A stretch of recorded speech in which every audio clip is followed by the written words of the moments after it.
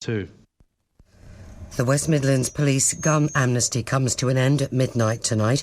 So far, more than 40 firearms have been handed into police stations across our region. No one who's handed in a gun will be prosecuted. Millions of pounds in unpaid parking fines have to be written off each year by councils unable to trace drivers of cars registered in other EU countries. They don't have to be registered for the first 6 months they arrive in the UK. 1,000 members of UKIP's youth wing are meeting in Birmingham today. The conference is being held at the Council House in Victoria Square. The speakers include the West Midlands' newest UKIP MEP, Jill Seymour.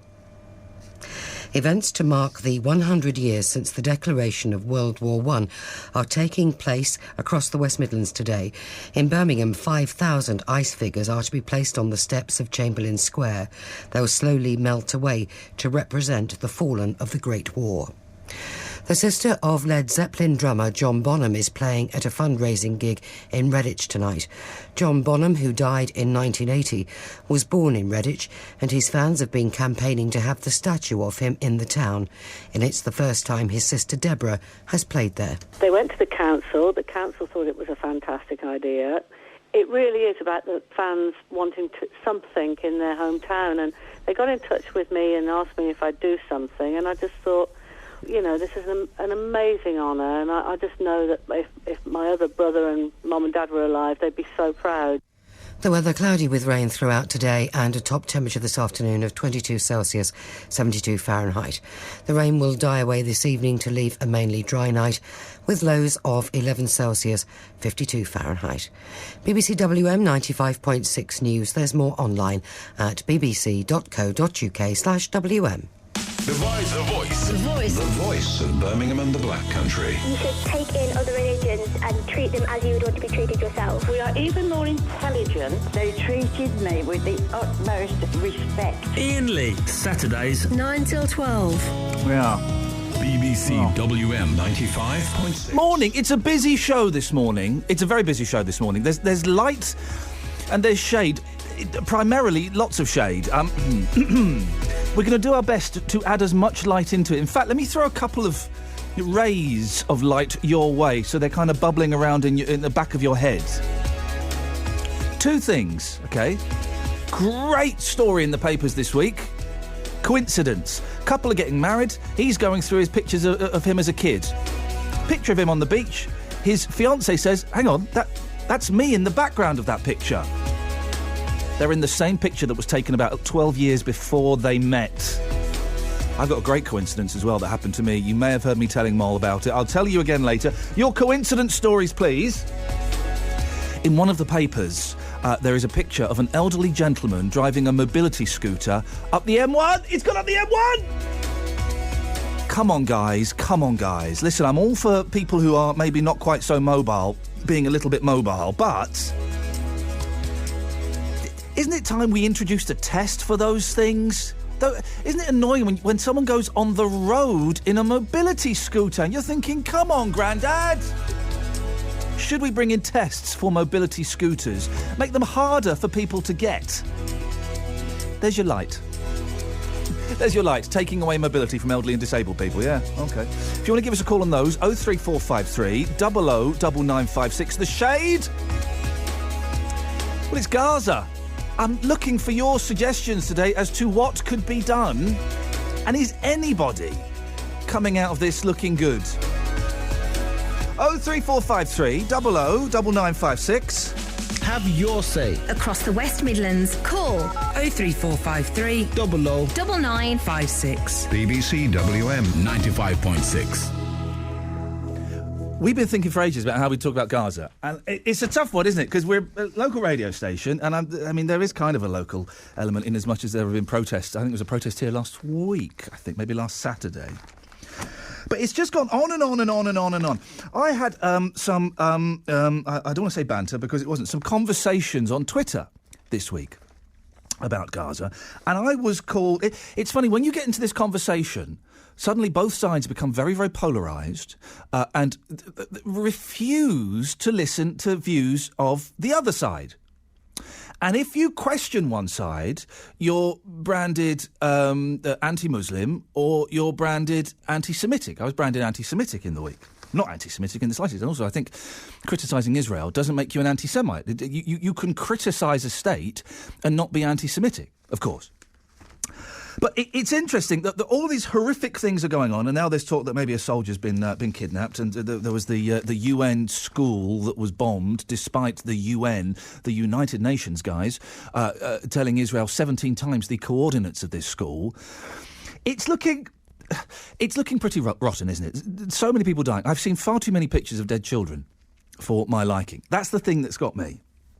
So, what do we do about it? Now, we're going to be speaking to some people later on. We're going to be speaking to a cameraman who has been in Gaza filming, and he has, boy oh boy, has he seen some horrific things. I want your thoughts. I don't want a history lesson today, please. I don't want to do that. Well, 2,000 years ago... These phrases are banned, OK? 2,000 years ago, number one. Number two, in 1946, those phrases are banned this morning, OK? I don't want the history lesson. And some of you will say, well, we can't have this conversation without the history lesson. Yes, we can, because we are talking about what's happening now. We are talking about a significant number of people being killed. Does it make a difference that more Palestinians are being killed? Who's keeping score? Something like 1,400 Palestinians and 100 Israelis, roughly. And isn't it weird when you read it out like that, like a football score or a rugby score? There are some who are suggesting that what the Israelis are doing is completely disproportionate, completely unfair, and amounts to bullying. Some people saying genocide. Some people comparing it to the Holocaust. 03453 00 9956. It's a simple question, in as much as it's very straightforward, but actually it's quite tricky.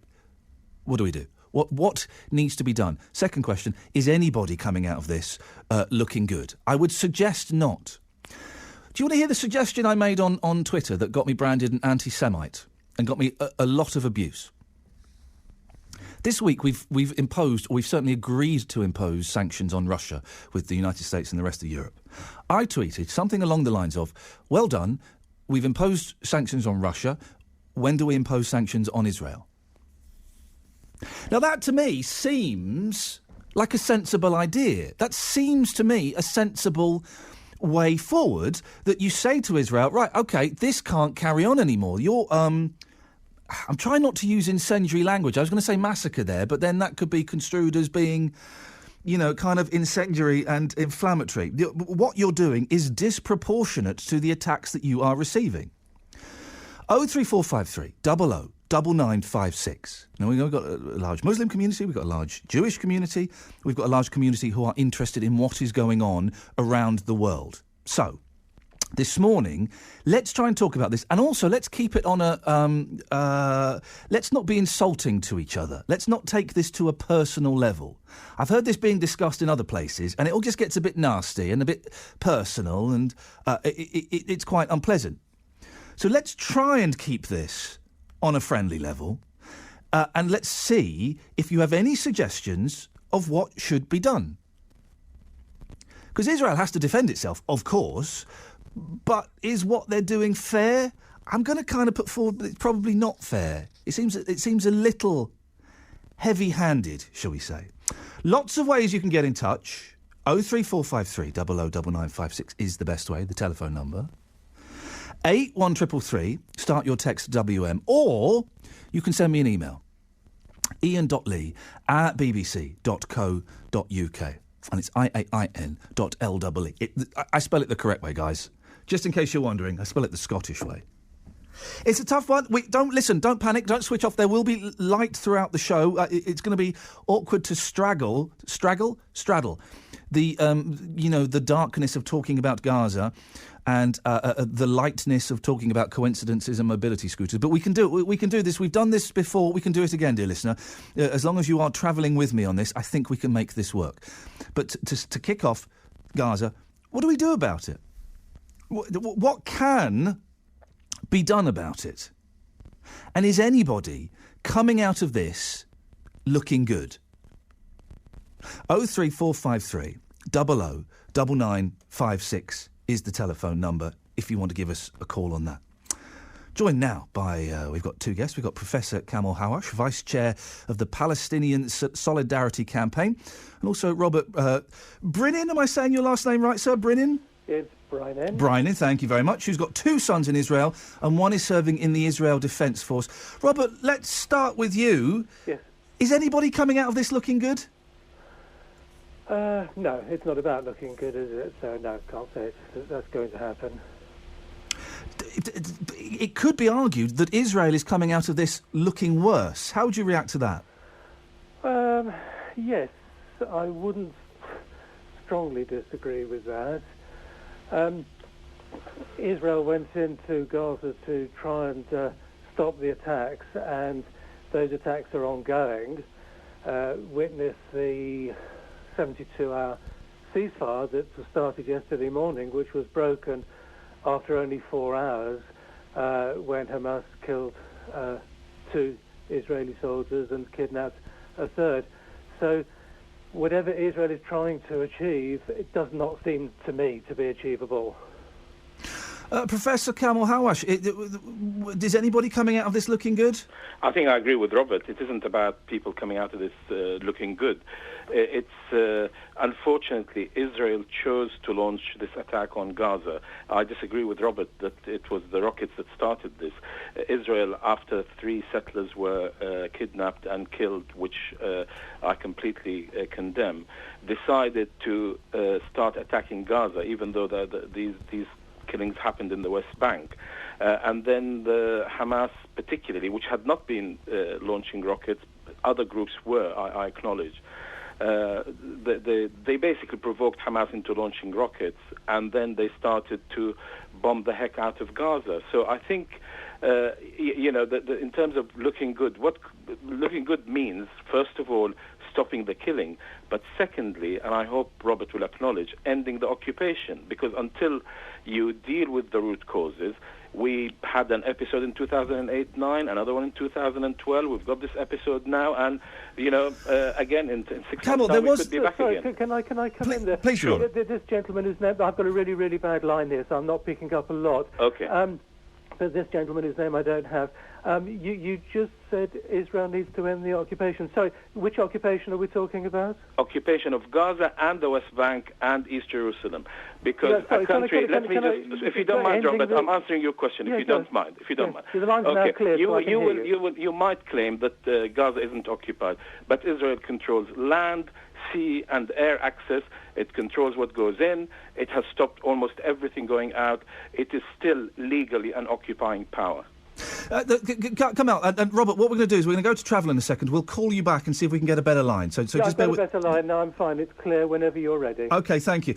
Come out. There has been a 72-hour ceasefire that was broken within 4 hours by Palestinians. No, it wasn't broken by Palestinians. I think it's difficult from the ground to get certainty about anything.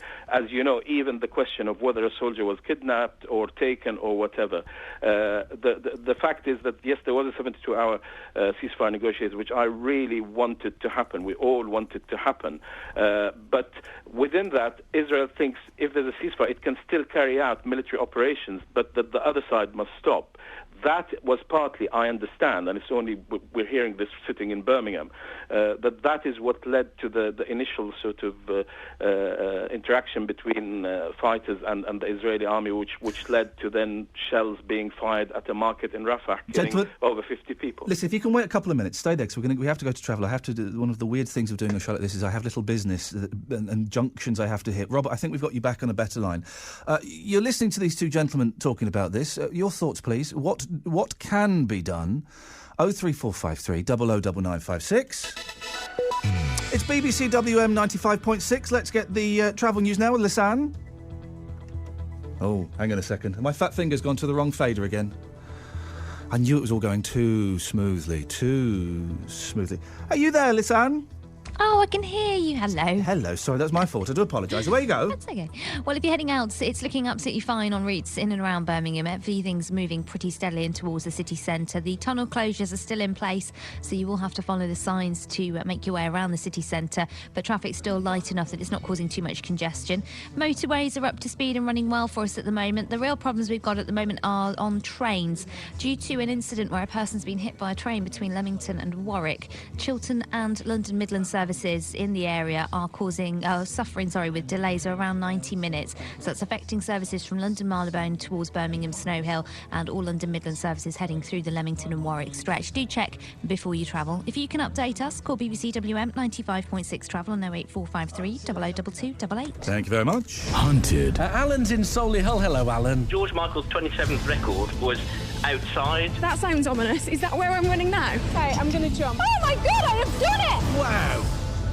Oh, hello. Anyone mind if I ever go this week? Wait a minute, where's Mr. Wilford? He's having today off to do the egg and spoon race at the Commonwealth Games. Oh, fair play, as you were. Join me, Pete Morgan, for Hunted, this Sunday from 9. BBC WM 95.6. Morning, this is Iain Lee, BBC WM 95.6. Light coming later on, I promise you, but we're starting off with shade. We're starting off with the situation in Gaza. A couple of simple questions. What do we do? What's the answer? And if people aren't looking good, who is looking worse? 03453 009956. I've got two guests with me, Professor Kamal Hawash, Vice Chair of the Palestine Solidarity Campaign, and hopefully, Robert, we've got you on a better line now. Can you hear us better? Not much better, but if you're getting me okay, then I'll struggle on. We are getting you very, very well. Okay. Robert, it would appear to a significant portion of the outside world that what Israel is doing is completely disproportionate to the threat that's imposed upon them. The numbers of Palestinians that you can't really score it like a football match, but I guess that's kind of where we are. The number of Palestinians who have died seems quite horrific. Yes. So what would you consider to be a proportionate response? Well, 1,400, including many children, does seem to be, it seems to be obscene. Yes, but what would you call a proportionate response? What would you say that Israel could do that would the outside world, as you call it, would consider proportionate? I could suggest some things that they could stop doing. OK, go on, tell me. Stop bombing schools, stop bombing children on beaches, and stop bombing UN schools. Yeah. Shall I tell you how that can be made to happen? It's really quite simple.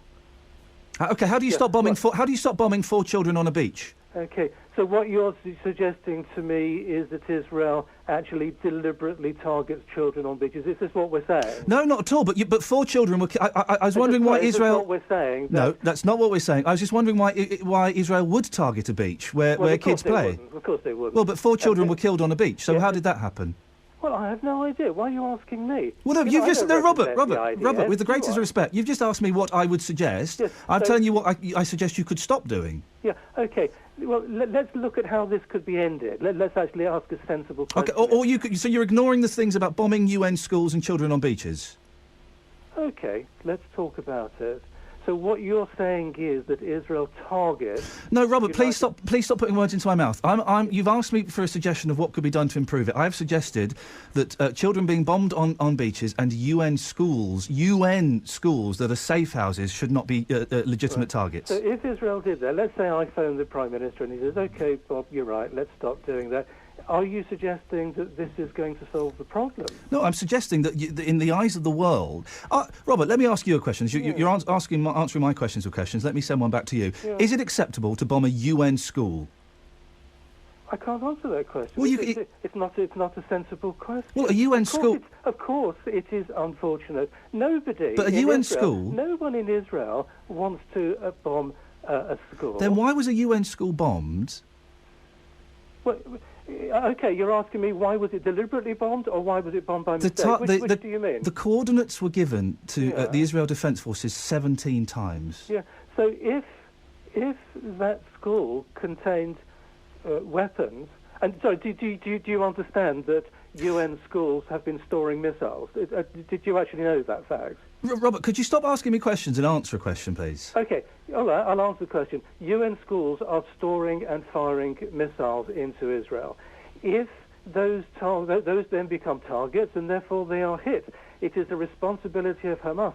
If Hamas cared about Palestinian people not being killed in schools and on beaches, then they wouldn't use those locations from which to attack Israel.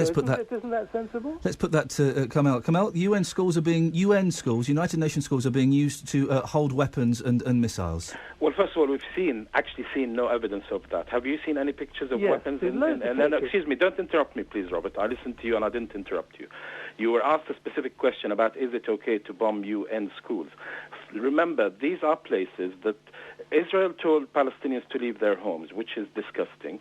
They went to safe havens and they were attacked by Israel. They are war crimes. And I have to say, if your son really is operating in the IDF and he is a British citizen, then he is involved in war crimes. I hope you reflect on that. Phone him up and tell him to come home. Well, first of all, he is home because he's an Israeli citizen. Is he a British citizen? He's an Israeli citizen. Is he a British citizen? No, he is not. Okay. He is an Israeli citizen. Okay, that's fine. But you might still want to advise him that he's taking part in war I'm very proud of what he is doing. He's defending... Well, that sounds terrible. When you translate the deaths into UK figures, the equivalent of 50,000 Brits have been killed by Israel. No, we're not going to do... Kamel, I'm going to interrupt you. No, I'm going to interrupt you, sir. Have been injured. Kamel, okay? I'm going to interrupt you. I don't... Sorry, it's Iain. No, sorry. I know. I don't like comparisons like that because I think that I don't think they're fair. And let Robert... I think they are, actually, because that shows you the horror Kamel, if you think about the population. Thank you. Let Robert respond. Yes. My response is, and this, if you like, is a plea to this gentleman whose name I don't know. It's Kamel Hawash. He's a professor. Right, okay, and to his friends in Palestine and West Bank, in Gaza, and in Hamas. And it's this: Hamas is attacking Israel. Forget whatever the reason is. Sorry, you cannot forget the reason. Kamel, I'm going to please let Robert finish. But you cannot forget the reason. Please let Robert finish. Okay. So whatever the reasons, let's just look at the reality and how we can stop the deaths, yes, because that's what this is actually about. Hamas has launched, I don't know, thousands of missiles. It's certainly well in excess of 1,000, I think 2,000 missiles at Israel, which, thank goodness, Iron Dome is able to stop most of them. Now, if Hamas does not want Israel to retaliate, and it's Israel's retaliating against a very, very small, densely populated area, the Gaza Strip. So if Hamas actually wants to save Palestinian lives, there is another way to do this. The moment, I can say this, I don't represent Israel, but I'm sure this has to be right. The moment Hamas stops attacking Israel, Israel will stop attacking Gaza. But as I said to you at the beginning, it was Israel that started the attack on Gaza, Robert. You don't want to acknowledge that. So who is retaliating? It is Hamas that is defending the area that it is involved So we're saying that the missiles that Hamas was launching at Israel didn't constitute an attack? Sorry, is that what you're saying? No, I said to you it was Israel that started attacking Hamas. So the missiles that Hamas was launching at Israel did not constitute an attack? Gentlemen, I was trying to explain to you that actually, after the three settlers were abducted and killed, Israel decided, rather than find the people who killed them in the West Bank, it launched an attack on Gaza, which resulted in the situation we have now. Kamel, Robert, thank you. Just let me just get in for a second. I'm not a fan of analogies. As I've just said, I'm going to use an analogy now, so I'm a hypocrite. I do apologise. But, Robert, smashing a walnut with a sledgehammer has been used here. Israel does have the defence system, which means that when rockets are launched, which is wrong, when rockets are launched against them, it has one of the best defence systems in the world, which means it's unlikely that targets will be hit. Yeah. You also have a multi-billion-dollar, or Israel, sorry, I keep saying you. Israel has a multi-billion-dollar army. Yes. Which is whereas Hamas don't. They don't have anything approaching that. That's absolutely right. I could not agree with you more. So how daft do you have to be with a small, irregular army with very poor weapons to attack? How daft or how desperate, sir? Well, the sensible thing would be for Hamas. If Hamas don't want Palestinians to die, the sensible thing would be to stop attacking Israel. Now, if that happened, if no teenagers were kidnapped, if no missiles were launched, if no terrorists came through tunnels and killed civilians, and the gentleman there talks about war crimes, I would like your listeners to understand what war crimes are. It is a war crime to deliberately target civilians. Every single missile of the thousands that Hamas launches at Israel is targeted at civilians. But again, how do you know that, Robert? Robert, you said deliberately. How do you know that? Because none of them are aimed at military But targets. then we go again, that. Robert. You do not know that. But Robert, listen, gentlemen. But Robert, again, I go back to the 4 boys that were playing football on a beach. Why was Israel targeting a beach? Well, do you think they were? Or do yes, you they think were. Yes, they targeted a beach and they killed 4 lads playing football. That really isn't think- right, is it? They hit them twice, Robert. They were hit twice, so that was targeting. And please don't answer with a question, Robert, if you can avoid it. Okay. I do not accept for a second that the IDF launched missiles at a beach, because they would not do that. But they did do it, and the Navy. If you want the full story. Look, Robert, can I just move it on to why is it then? Maybe you can answer this question. Why is it that during peace talks Israel continued to build settlements? So we're trying to end this, okay? And instead of taking the opportunity of the Americans trying to broker a peace deal, Israel builds settlements, says to the Palestinians, "We're not going to leave the occupied territories." And the anger, the lack of hope is what Israel is creating, that is fermenting the hatred. And I really do not want that. I want people to live in peace. But when you build on someone else's land and you then attack the 1.8 million people squeezed into the smallest place on earth, what do you expect them to do? Come on, let Robert come back. Can I answer that question? Yes, you can, Robert. Go on. Okay. If we actually look at the West Bank as opposed to Gaza, what we have is a thriving economy that is linked to the Israeli economy. There is peace in the West Bank under Fatah. The economy is doing well. It's linked to the strong Israeli economy, and there is good cooperation between the Fatah government, the Palestinian Authority in the West Bank, and Israel. In other words, they're working towards a solution. The only people who are not working towards a solution, and I applaud that, and Israel, will want that to happen. I can assure you, from as far as I'm concerned, the vast majority of why won't Israel? Listen, and we're coming to the end. I really appreciate your time this morning, gentlemen. And why won't Israel sit down with Hamas face to face and have talks? Because Hamas won't sit down with Israel. Come on. They've had indirect talks. Because why won't Hamas sit down? Why won't Hamas sit down face to face with the Israel Parliament? I genuinely don't know whether they would. But what I said was there have been mediators, so they do speak through mediators. We have 20 seconds each. I'm going to ask you both to do the impossible, starting with you, Carmel. In 20 seconds, how do we stop this? Yeah, we need to tackle the root cause. If Israel says yes, we will lift the siege, and Hamas then stops firing rockets, Israel stops attacking Gaza, we could end the current situation, but Israel must end the occupation for us to have long-term Robert, peace. in 20 seconds, and I know it's an impossible task, but I'm sure you're up to the job, how do we stop this situation now? I'd like to see the people of Gaza throw out the Hamas government and install a Fatah government that could negotiate with Israel. It would all then work. Gentlemen, I really appreciate your time and your thoughts this morning. Thank you. Thank you very much for joining us. Professor Carmel Hawash, Vice Chair of the Palestine Solidarity Group, and also Robert Brynan, who's got 2 sons in Israel and one is serving in the Israeli Defence Force. Your thoughts, please. 03453 009956. Iain Lee. On BBC WM. 95.6. The voice of Birmingham and the Black Country. It's a tough one, isn't it? It's a tough one. And the thing I get... listen, if I'm honest, my knowledge and my intellect around this subject has... We crossed the border about 5 minutes ago. I'm walking in an unknown land without a passport, so I need you to guide me on this. All I know is what I'm reading in the papers, what I'm seeing on the news, what I'm reading online.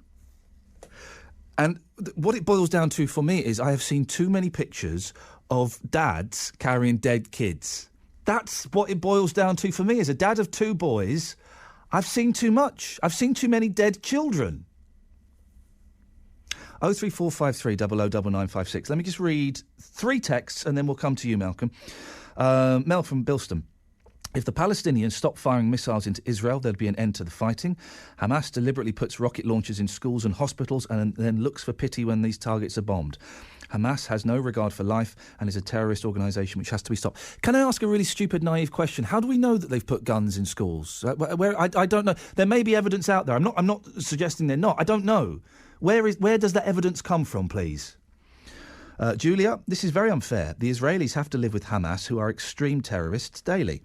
They have to make a stand and get rid of the tunnels. Israel look after their citizens with their defence systems and shelters. Palestine do not do this. The way this country is beginning to see ghettos in certain areas, could we have conflicts in the future? In Britain, gosh. And Jane Dudley says, Iain, I have a solution to all the troubles in Gaza. I think both sides should play a game of Connect Four and shake hands afterwards and play nicely. If only life were that simple, Jay. If only life were that simple. Malcolm's in Bournemouth. Morning, Malcolm. Hello, Iain. Malcolm, what you got for us? Well, all I wanted to do was just to remind people that after the Jewish state was born, that the PLO then vowed to throw the Jews back into the sea, and it didn't take matter how long it took to do it. And this is what's happening, because that's why they won't negotiate to do anything, because all they want to do is get rid of the Jewish people. That came from Europe after the Second World War, and they want to get rid of that. That's the whole thing, you see. It's backfiring. Producer Joe, could you have a look at the stats and just find out how many Palestinians, Producer Joe, how many Palestinians and how many Israelis have died in this conflict? I'm speaking to her. I don't think she's listening in the slightest, so she's having a cup of tea. If that's their cause, Malcolm, then it's backfiring on them terribly, because more Palestinians are dying. Yeah.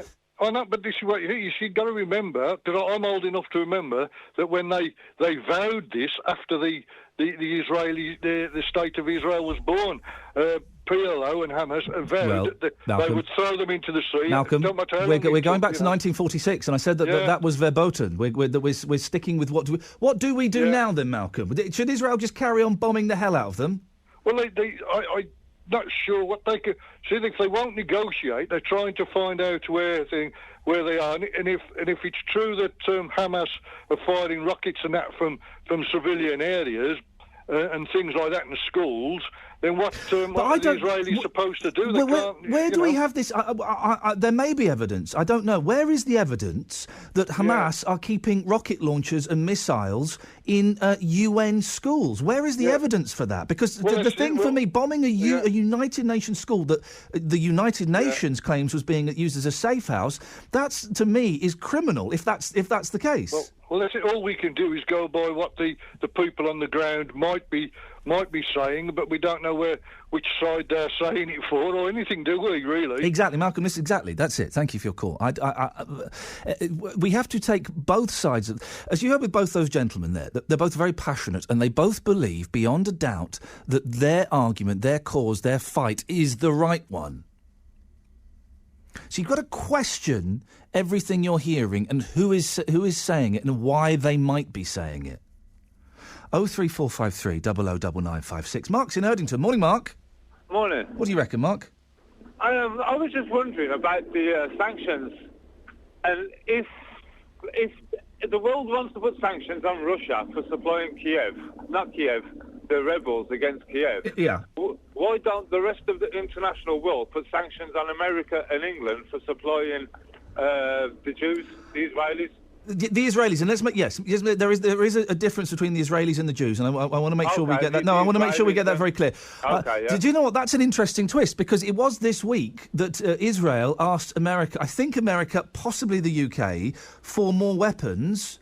And we are selling them more weapons. So there is a public outrage, but yet we are supplying them with their weapons. Don't bomb schools, but here's some more bombs. Sanctions against Britain and the United States is an interesting idea. It would never work, of course, because everyone does, particularly with the States, because everyone does business. Everybody does what the Americans say. Well, they do what the Americans say, but also they do business with the States. So we do business with the Russians, but we still put sanctions on them. Yeah, I suppose so. Is anybody coming out of this looking better than the other? Is anybody coming out of this, Mark, looking worse? Yeah, the Israelis. Tell me why. Because it's an atrocity what they're doing. It's like you said, if one person gets killed, you can't kill 50 people for one person. But even when I guess then, Robert Bryan was suggesting that this is Israel defending itself, that they have... You wouldn't deny them the right to defend themselves, would you? Would you deny... I mean, imagine if, a load of people just put, a load of other people in Cornwall we wouldn't be happy with that, would we? And nobody's asked us about it. So why put a bunch of people in a country where they shouldn't be in the first place? Producer Joe has just sent me the latest figures for deaths and injuries. Okay, so this is from the UN website, the latest figures. According to the United Nations, nearly 4 weeks of conflict have left more than 1,300 Palestinians dead, 6,000 injured. 1,300 dead, 1,300 dead, 6,000 injured. And in Israel, 59 people are dead and dozens injured. 56 soldiers and 3 civilians are dead. You can't take it down to a scoreline, but when you see those figures, it does seem disproportionate, doesn't it? It does. And the other one is, if the Israelis say it was an accident that they bombed them 4 kids on the beach, right? But the Israelis are using American missiles and guidance systems. To be honest, you have to say that they aimed at them. Well, yeah, Mark, thank you. We are told that these weapons that are used now are, you can get them in through someone's window. You can get a bomb through someone's window if you needed to, down their chimney. So 4 kids killed on the beach playing football a couple of weeks ago. 03453 009956 is the telephone number. What do we do? What is the answer to this? Is there a solution? We're going to speak in a little bit to a cameraman who has been out in Gaza filming. He's got a blog. I'll tell you what his blogging is a bit, because I was going to say it's a cracking read. That may be slightly dismissive. It's a very powerful read, and there are some amazing photographs. And he has seen some things. He has seen some things I'm sure we hope we will never get to see. He's coming up in a bit. Doreen's in Erdington. Morning, Doreen. Hello. Hello, Doreen. What you got? I was just talking to somebody that's coming in. Who's coming in? Don't you worry about that. Well, is it? That's my business, not yours. Oh, cheeky. All right. The top and bottom of this is yes. The Palestinians don't want the Israelis living in their country. Well, there's a lot of people here don't want other people from other countries living in this country, but you just have to get on with it. But if you go back in history, no. I bet the Arabs they're immigrants to this country in the first place. We're not. I don't want to do the back in history thing, because if this turns into a history lesson, there will be radios switching off all over the West Midlands. Was there more Germans killed in the Second World War or more English people? Well, you can't say that, because the Israelis live more closer together. I think the Israelis are more spread out. That's why they probably don't get more injuries. You can't. I don't think many people would be able to compare what's happening in Gaza with the Second World War. I know, but I'm just because saying there would be very few people who would say the Second World War wasn't a just cause. We were fighting for freedom against international fascism. Yeah, but they don't want the Israelis in their country. That's the top and bottom of it, I think.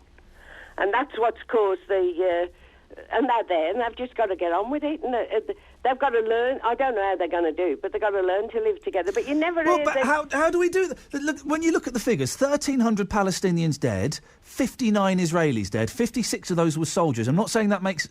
But in fact, no, I think 56 soldiers does make ever such a slight difference, because it's not civilians. Well, I don't think numbers make any difference to me. Really? You think the numbers are irrelevant? Yeah.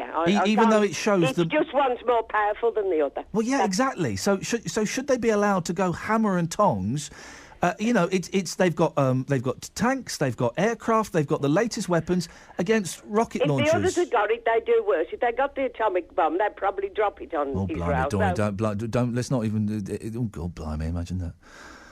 I think Israel have got an atomic. Israel are nuclear, I think, aren't they? Aren't they? They wouldn't, because hey, listen. Once someone starts using a nuclear bomb in the Middle East, man alive, that's it. Bye. See ya. I'm going to go and live in a cave in Wales. That's game over. 03453 009956. Craig's in Dudley. Morning, Craig. Morning, mate. What you got for us? You're going to understand why Israel's doing this on the history.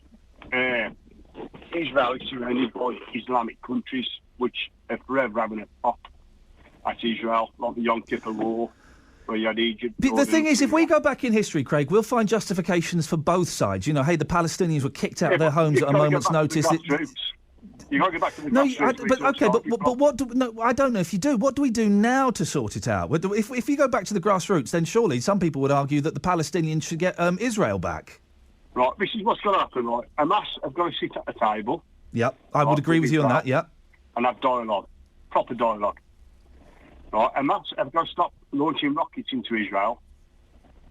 Then Israel will stop firing rockets back at Hamas.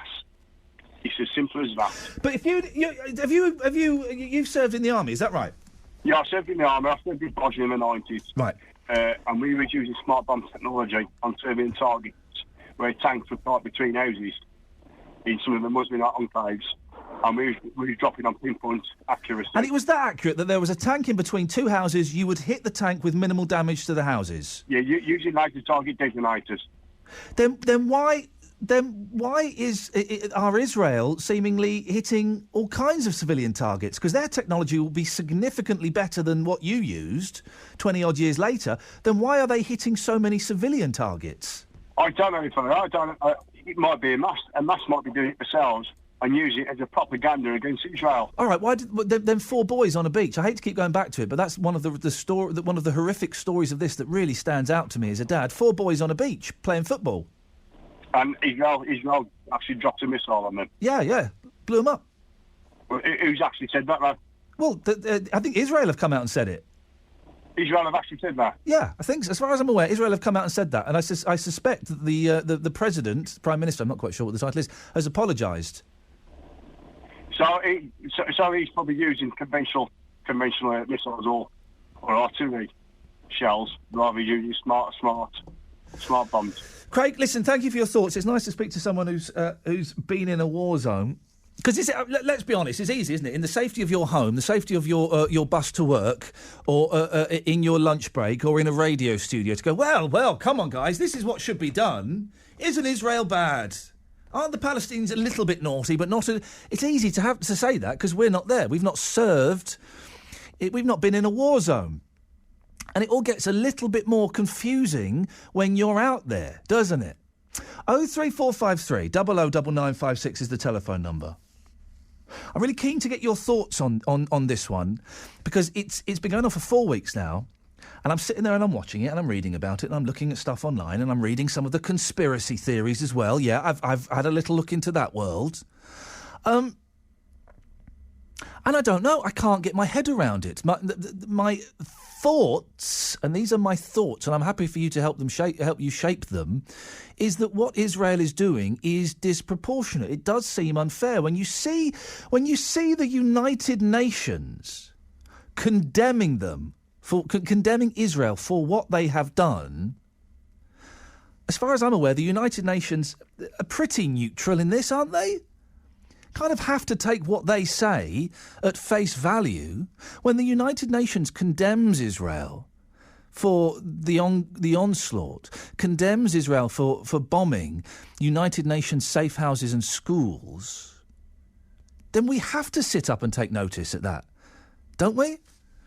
03453 009956 is the telephone number. In regards to those boys that were killed on the beach, here's a quote there. The Israeli army said it was investigating the incident, which it called a tragic outcome, and that civilians in Gaza were being dragged by Hamas into the reality of urban combat. Urban combat? On a beach? Is a beach considered an urban environment? 03453 009956. By the way, well done you for... it's not got too nasty today. I was worried it might get a little bit mudslinging. Did a little bit with our guests, but they're perhaps slightly closer to it than we are. But well done you. Mo in Tamworth, Tony in Telford. Stay there, come to you in a second.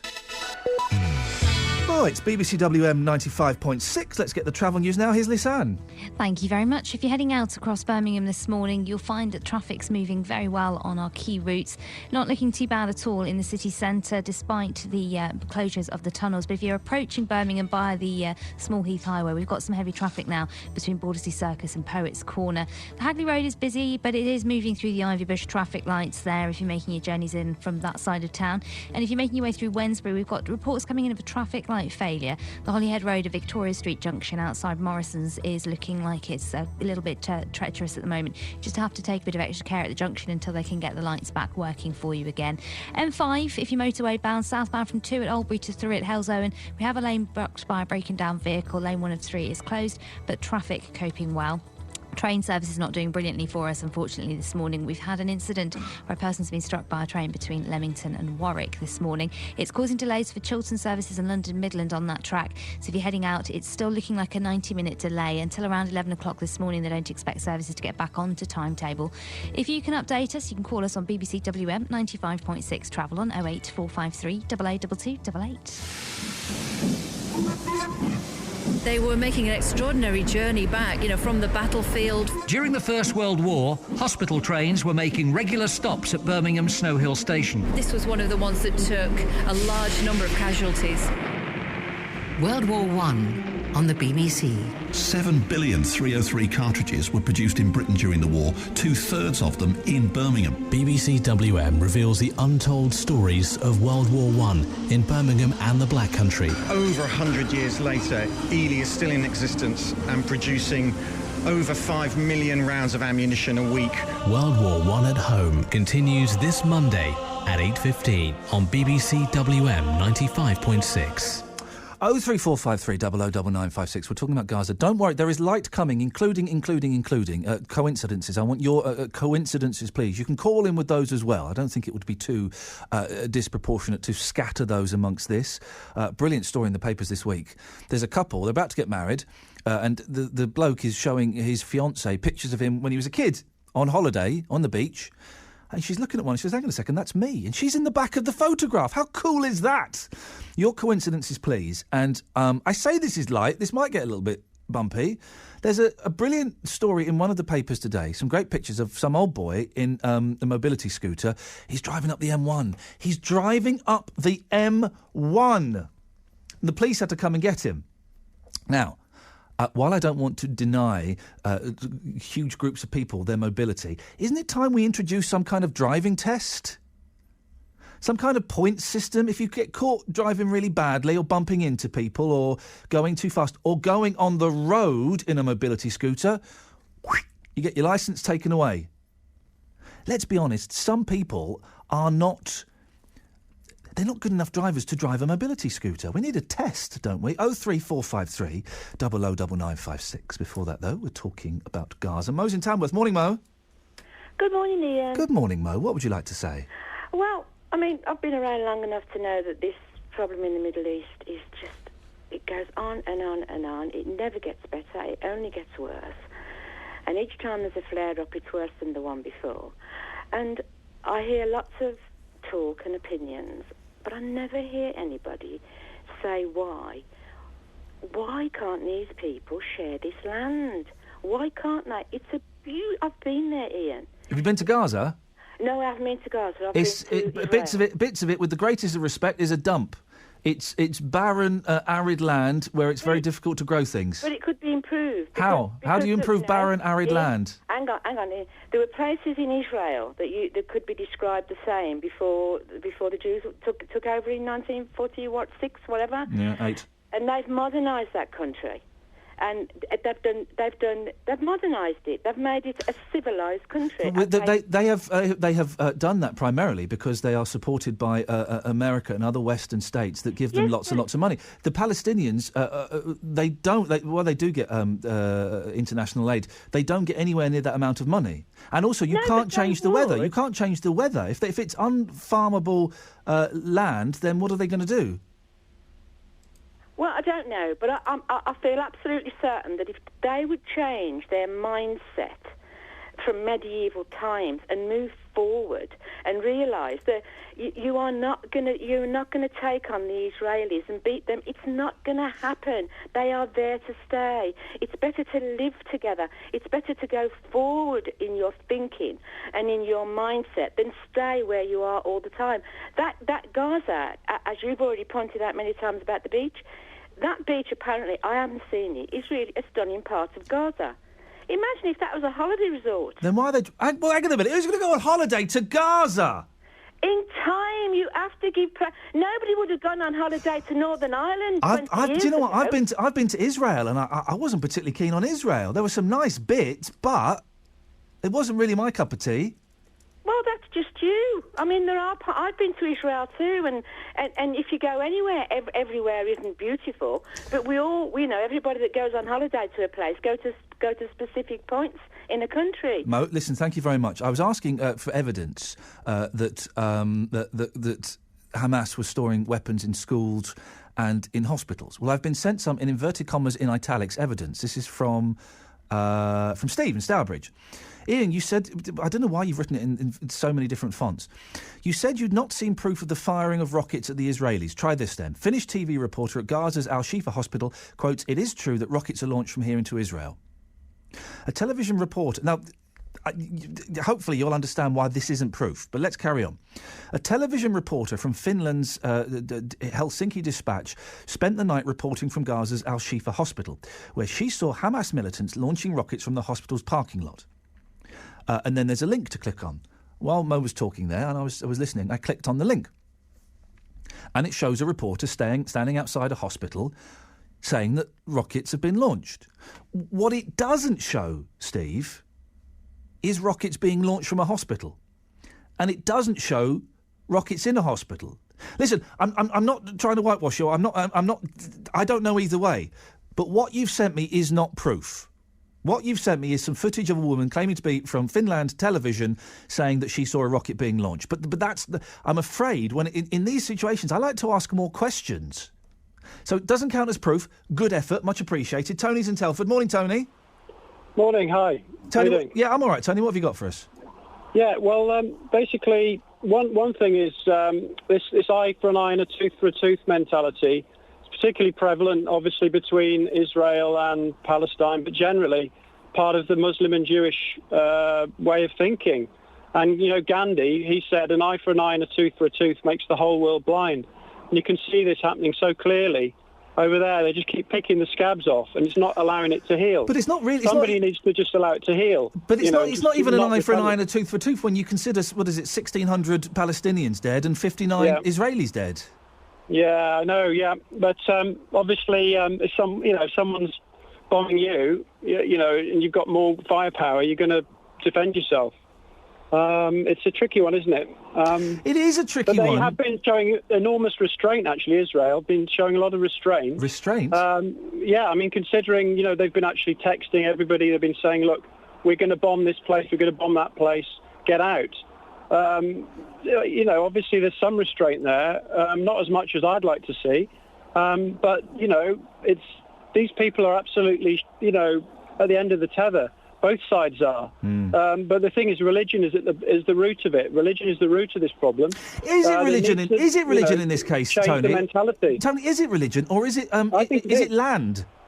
No, I think my view is that Islam is at war with everybody, and you'll see that across the world. If you watch enough news and you actually look at the Quran, you'll find that it says, "Fight the infidel until there's no more unbelief." That's a direct quote from the Bible. From the Quran. Tony, I've got to move on just because my guest is ready, but thank you very much indeed. Islam is at war with the world? Really? 03453 009956. I just want to speak to my next guest. Gavin Campbell is a freelance cameraman who's just returned from filming in Gaza for various news outlets. Morning, Gavin. Good morning, Ian. Thank you very much for joining us. And I know there are certain areas that we can't touch on for security reasons. If I stray into that, just give me a gentle nudge the other way. I'll try and avoid them. When did you get the call to say you were going to Gaza to film? Typically we get about a sort of day or two's notice. I was actually on another assignment for the BBC at the time. So the sort of lead time between getting the phone call and going out was probably around about 2 or 3 days. And you got this call while the current conflict was going on? Yes, this was before the Operation Protective Edge, the Israeli operation had started at that point. However, the ground invasion had not yet happened, so that first escalation, if you like, had not happened. That happened several days after we actually arrived. Is there, and I don't know if you're married, if you've got a partner or whatever, is there not a part of you that thinks, I don't fancy this, or people, your family say, Gavin, really, you want to go there? Or do you just take it?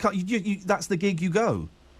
Of course there is, and I think that hesitation and any fear or apprehension is a good thing, because ultimately that does keep you safe. However, it is a job. It is the job that I signed up for. There are lots of other people who do far more dangerous jobs, and indeed far more noble jobs as well. You look at some of the aid workers in places such as Gaza and other conflict zones.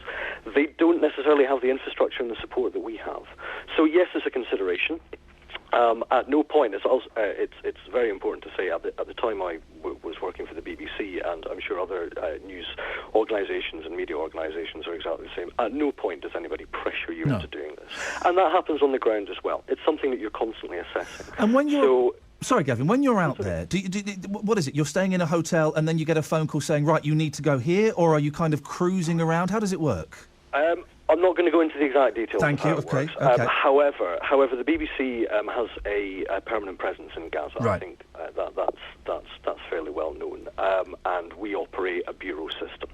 So very much on the day, it depends on what we're doing. On a very fast-moving situation like this, and it is a very fast-moving situation, we are quite often reacting to events. The current conflict, there are hundreds of journalists of all sorts of persuasions in the region. So news does travel very quickly. Sometimes you're acting on rumour, sometimes you're acting on a tip-off, sometimes you're acting on hard evidence. And I think for the larger media organisations, we are hopefully, and I know we have critics, trying to provide context and a degree of analysis to what's going on. So often we're reacting to events. Sometimes there's stories that we want to do ourselves, and we kind of pursue them over days, weeks, months. But it very much depends.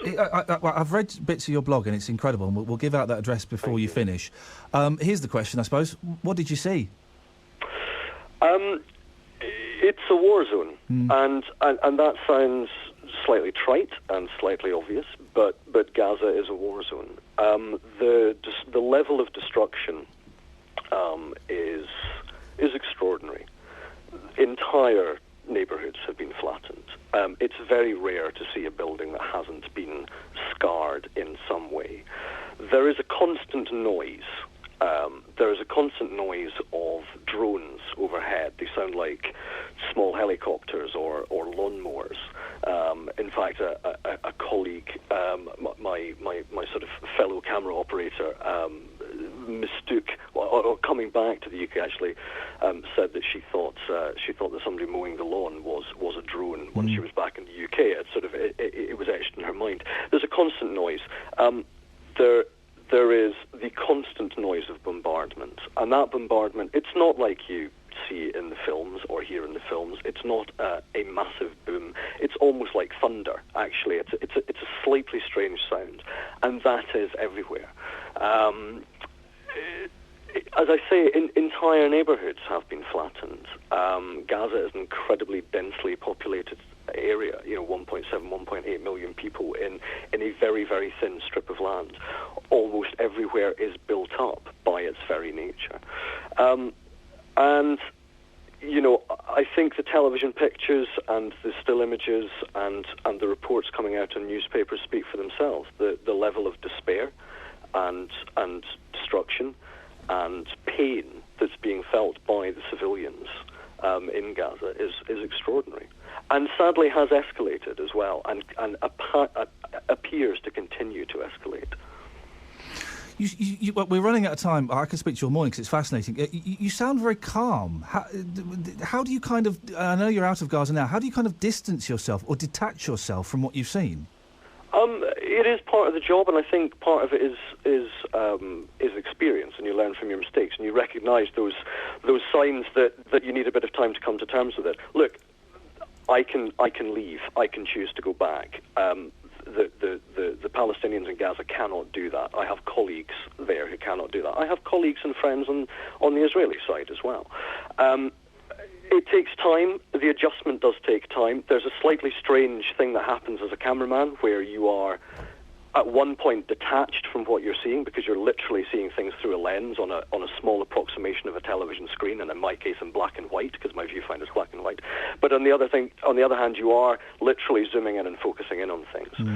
It takes time, and as I say, it's part of the job, and there's no shame in being a little bit jumpy when you come back. No. But as I said, I had the option to leave. Gavin, the blog is a fascinating read. What is it, if people were going to have a look at it? They can either look at diverseambition.com or gavincampbell.tv, and they can read my recollections of the accounts. Gavin, I'll tweet that as well. Thanks very much for your time. I really appreciate it. Many thanks, Iain. Thank you very much indeed. That's Gavin Campbell, a cameraman painting, a little bit of colour of what it's like. And it's interesting, he deals with pictures. The thing I got from that was the sounds, the constant sounds. OK, we can carry on talking about this. 03453 009956. What on earth do we do? We'll take your calls on coincidences as well. And people in mobility scooters. Is it time that we had a driving test for mobility scooters?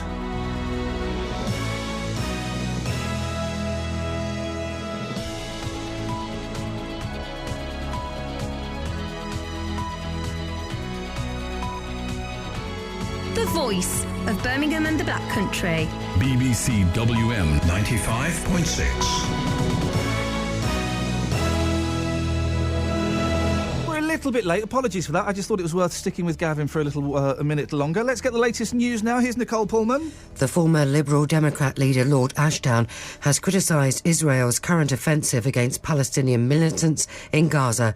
He's called the military action foolish and says it's probably created hundreds, if not thousands, of terrorists, as well as lost Israel the support and sympathy of world opinion. Israel has accused Hamas of capturing one of its soldiers, but the group says it has no information about Hadar Goldin's disappearance. Ilana Stein, who's an Israeli Deputy Foreign Ministry spokeswoman, says her country is determined, though, to find him. We're willing to do anything that is needed in order to get our people back. Unlike the Hamas, we cherish life, and if we know that we have a kidnapped soldier, we'll do anything necessary, whether it's by force or by diplomatic means, whatever is necessary to bring him back home.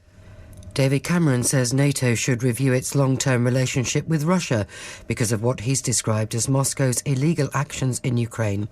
Dutch and Australian forensic investigators have recovered more human remains close to the crash site of flight MH17. Our correspondent Tom Burridge is in the capital, Kiev. The international team have really, I think, turned the corner because a much larger team was able to access the site. I mean, the day before yesterday, they got a small team in, but yesterday they got a team of around 60 people in. This morning, we have word that they've hit the site again. So once again, a positive bit of news coming out of Ukraine. Foreign drivers are costing councils millions of pounds every year due to unpaid parking fines, according to the local government association. It says millions of pounds have to be written off each year by councils because they're unable to trace drivers of cars registered in other EU countries. They don't have to be registered in this country for the first 6 months that they're there. David Simmons from the LGA says it's currently impossible to enforce penalty notices, but in future, EU member states need to work more closely together to deal with the problem. In the negotiations between the EU member states to make sure that on things like speeding fines and criminal offences relating to foreign registered vehicles, that the impact on local councils of trying to collect these unpaid parking fines is taken into account, and we make sure that the information is shared properly so that when people are using their foreign licence plate as effectively a licence to break the law, that people pay what they owe. 1,000 members of UKIP's Youth Wing are meeting in Birmingham today. The conference is being held at the Council House in Victoria Square. Speakers include the West Midlands' newest UKIP MEP, Jill Seymour. Cloudy with rain throughout today and a top temperature of 22 Celsius, 72 Fahrenheit. The rain will die away this evening, we're told, to leave a mainly dry night with lows of 11 Celsius, 52 Fahrenheit.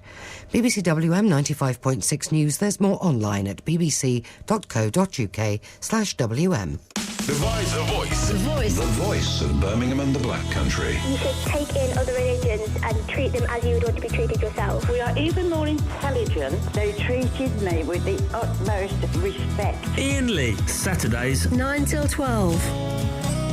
BBC WM 95.6. I'm about to be attacked by the production staff here at BBC WM 95.6. That's inappropriate. That warrants disciplinary action. Go away. Morning, this is Iain Lee, BBC WM 95.6. The light is coming. Listen, the way this show works, there's stuff out there that I'm putting out there to talk about. You can call in about anything you want. So if you want to dive in and shine a spotlight on something, you're more than welcome to.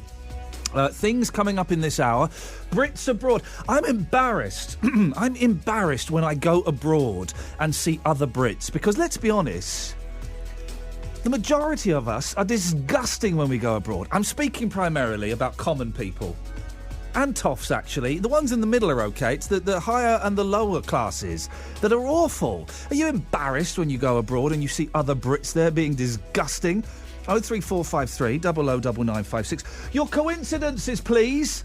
I'll tell you mine in a little bit. And those mobility scooters, I'm suggesting that we should have a driving test for them. Part of me is thinking maybe we should just ban them.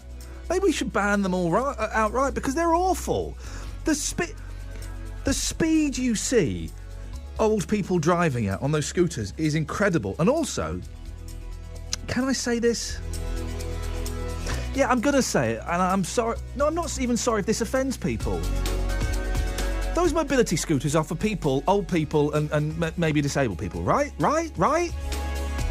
So why then did I see a fat person driving one the other day? The only reason she was driving it was because she was incredibly overweight. She ain't going to lose no weight sitting on that bad boy.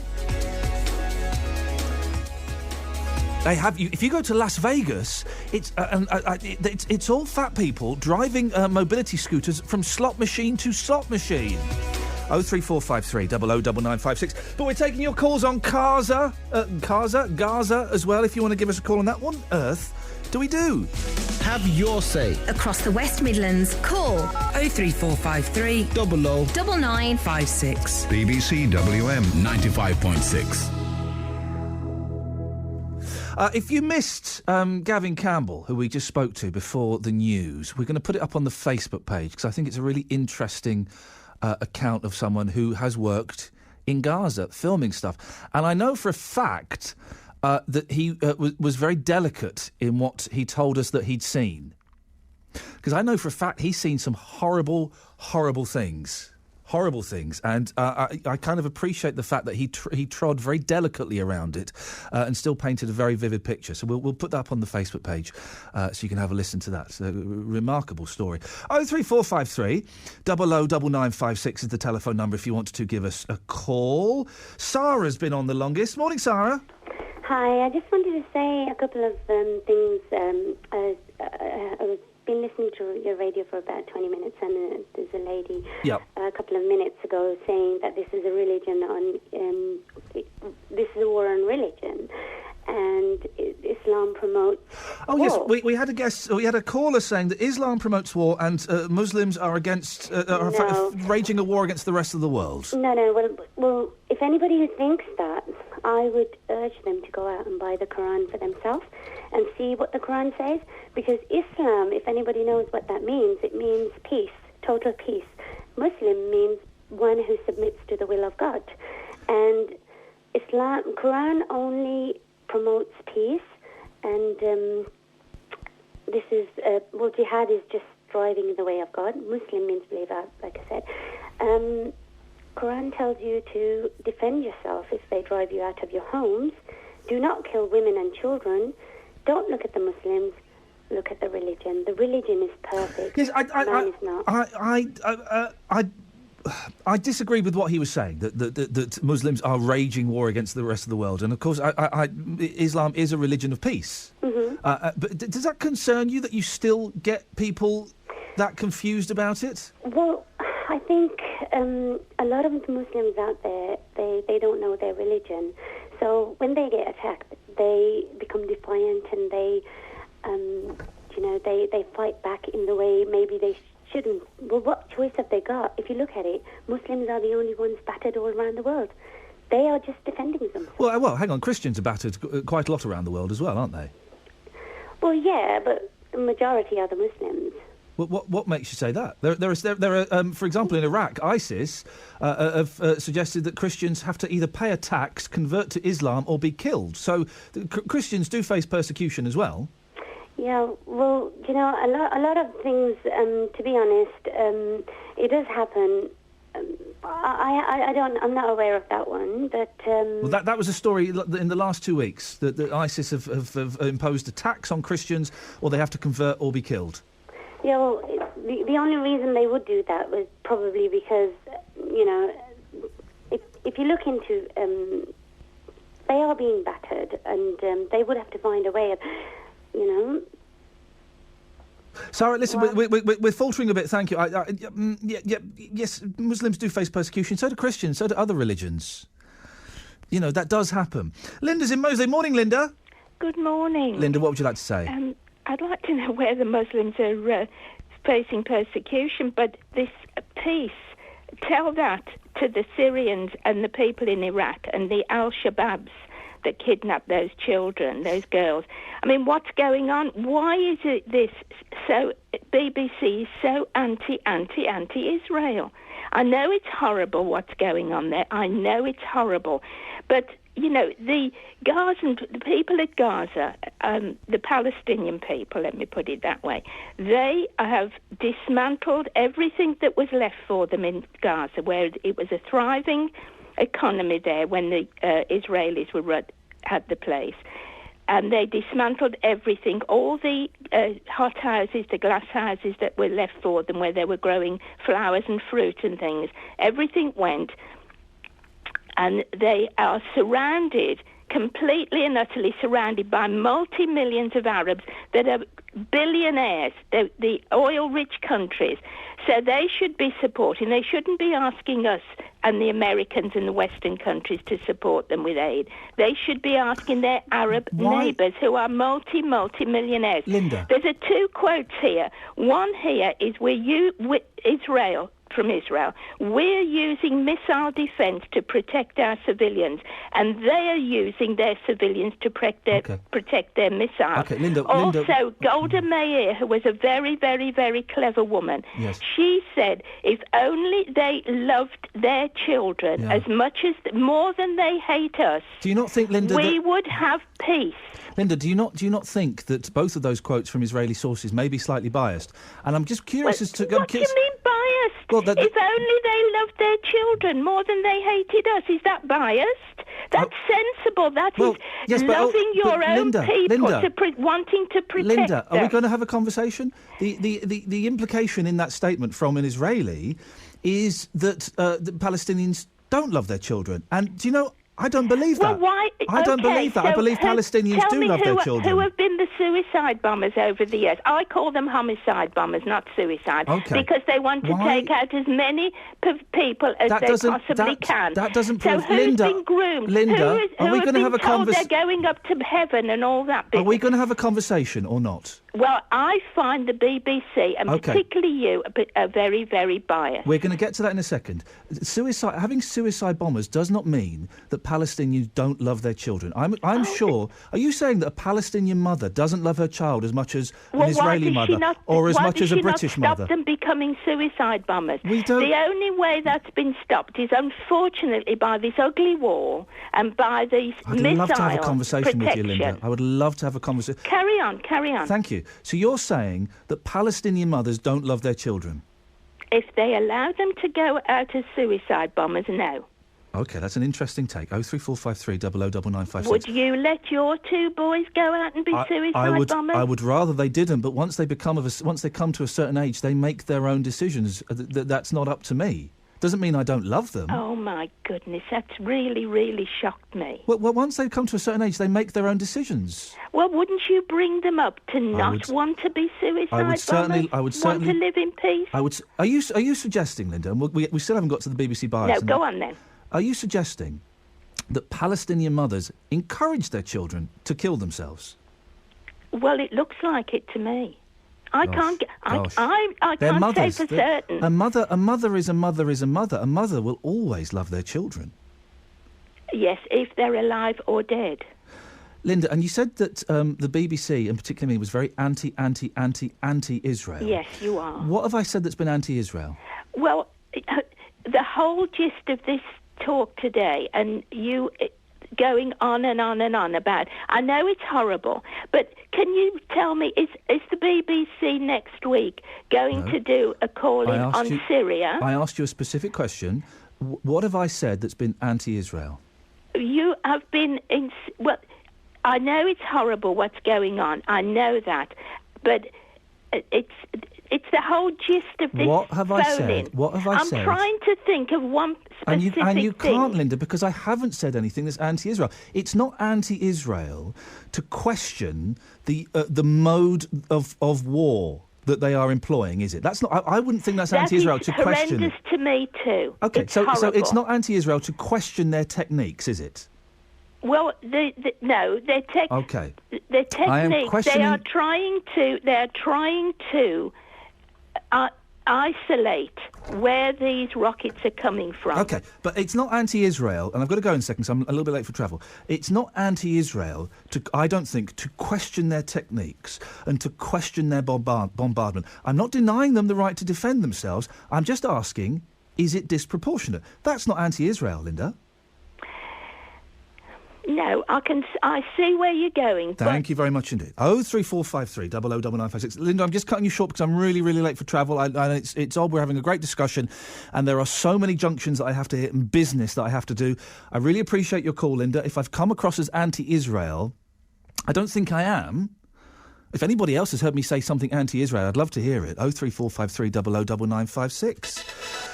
Gosh, we're a little bit late this morning, aren't we? Let's get the travel news now. Here's Lisanne. Thanks very much. Well, it looks like traffic is coping well. There's reports coming in still of a problem in Wednesbury on Holyhead Road. Traffic light failure at Victoria Street outside Morrison, so take extra care if you're heading in that direction.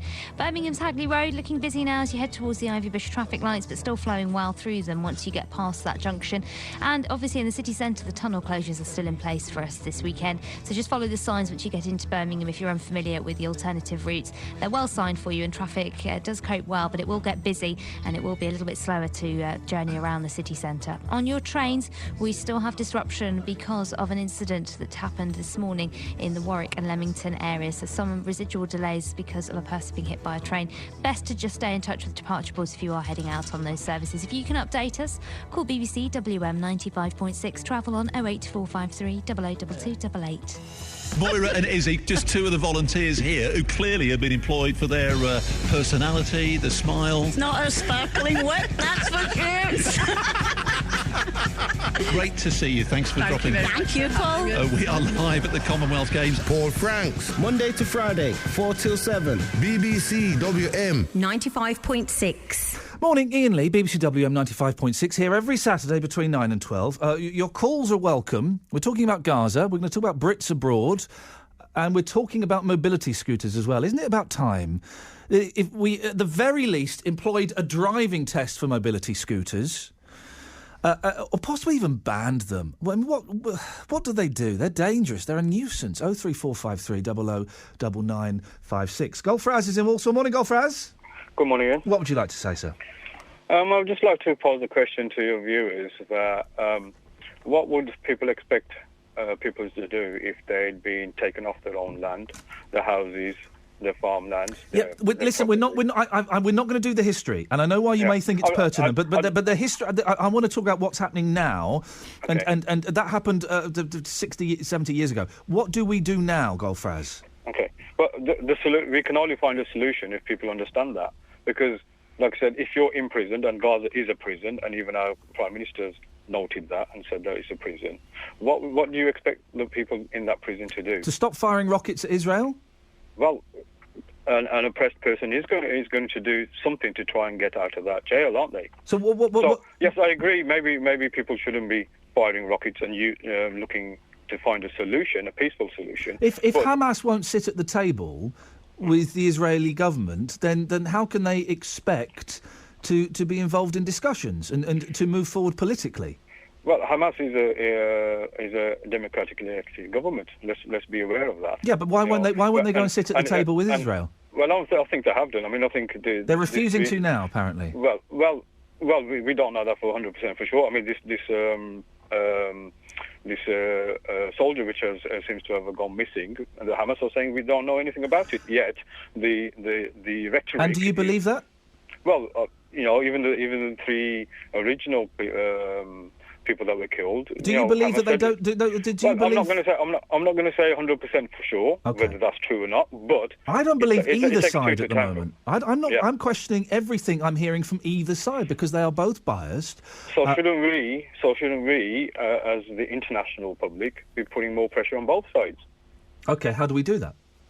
Well, for example, we need to talk about the two-state solution, don't we? But these talks, rather than arming the people. Well, we also pay.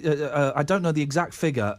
Several billion pounds a year in aid to the Palestinians. So money is going in both sides. Okay. But the talks, the aid we're sending, how's it being used? I don't have no idea. We hear now that the Israelis are attacking. Electricity. But go for it. Infrastructure is being destroyed, isn't it? Go for it. You can't say let's stop giving money to Israel and then question what's happening with the money that we're giving to the Palestinians. If we're going to stop it, we're going to stop it. Yeah. But also the talks have been going on for years about the two-state solution and various other solutions, and it doesn't get anywhere. Okay, but do we let the status quo carry on where people are being killed? Like you just said, you're talking about, you're seeing pictures of fathers carrying dead babies, children, and that is not where we want to be, is it? No, it's definitely not where we want to be. So even as a Muslim, and I'm a Muslim person, I feel absolutely disgusted with the Egyptian government. If the Egyptians were supposed to have had an Arab Spring, and yet the border to Rafah is still tightly controlled, and there's no free movement of trade, etc., etc. That shows to me there was no such thing as an Arab Spring, and I would call on all Muslims to be putting pressure on their own Muslim governments to be trying to find a solution. So, well, hang on, Egypt had a Muslim government, then they got kicked out again. Yeah, exactly. Yeah, and that's my point exactly. Is that the whole thing is it seems to be orchestrated very well. We had a Muslim democratically elected government in. Guys, listen, we're kind of veering off into Egypt and the whole Middle East. We could talk about for months and months and months. Let's try and keep it focused on Gaza this morning. Thank you for your call, Dave's in Cradley Heath. Morning, Dave. Morning, Dave. What do you reckon? Well, as a Christian, I just find it so sad. But I have been to Israel on several occasions. Because of an organisation I'm firmly committed to. And the great sadness to me is that I believe the people that I've spoken to, both Israeli Arab, Druze Muslims, and also Bedouins who I've spent many a happy hour with, they all want a peace. They want to live in peace. But what seems to be coming across from, I'm not going to say the Palestinian side, I'm going to say from Hamas, whose name actually translated into Hebrew means terror, that they are refusing to sit down and talk to Israel. Now, if you want a peace deal and you want to put an end to it, somebody's got to talk to somebody. And I believe the Jewish people actually do want to talk to Hamas and to really settle this. And the other great sadness was, and I mean, the lady before reiterated it, although maybe she was got a little temperamental about it, was that when Israel pulled out of Gaza, it was for a peace deal. They left a wonderful infrastructure behind for farming and so on and so forth, greenhouses and all manner of things, and they were all destroyed. Which is sad, isn't it? Israel has got one of the most powerful armies in the world. I agree. With funding from all over the world, with machinery from all over the world. The Palestinians have got a few rocket launchers and a few bits and pieces. Is it fair? Is it fair for Israel to focus all of their might on such a heavily, densely populated area? Was it fair that... No, Dave. Can I just ask a question? No, you can't. No, you can't. I'm really tired this morning of people answering questions with questions. Can I ask a question, You can please? answer my question first. Is it fair for Israel to focus all of its might on such a small, densely populated area?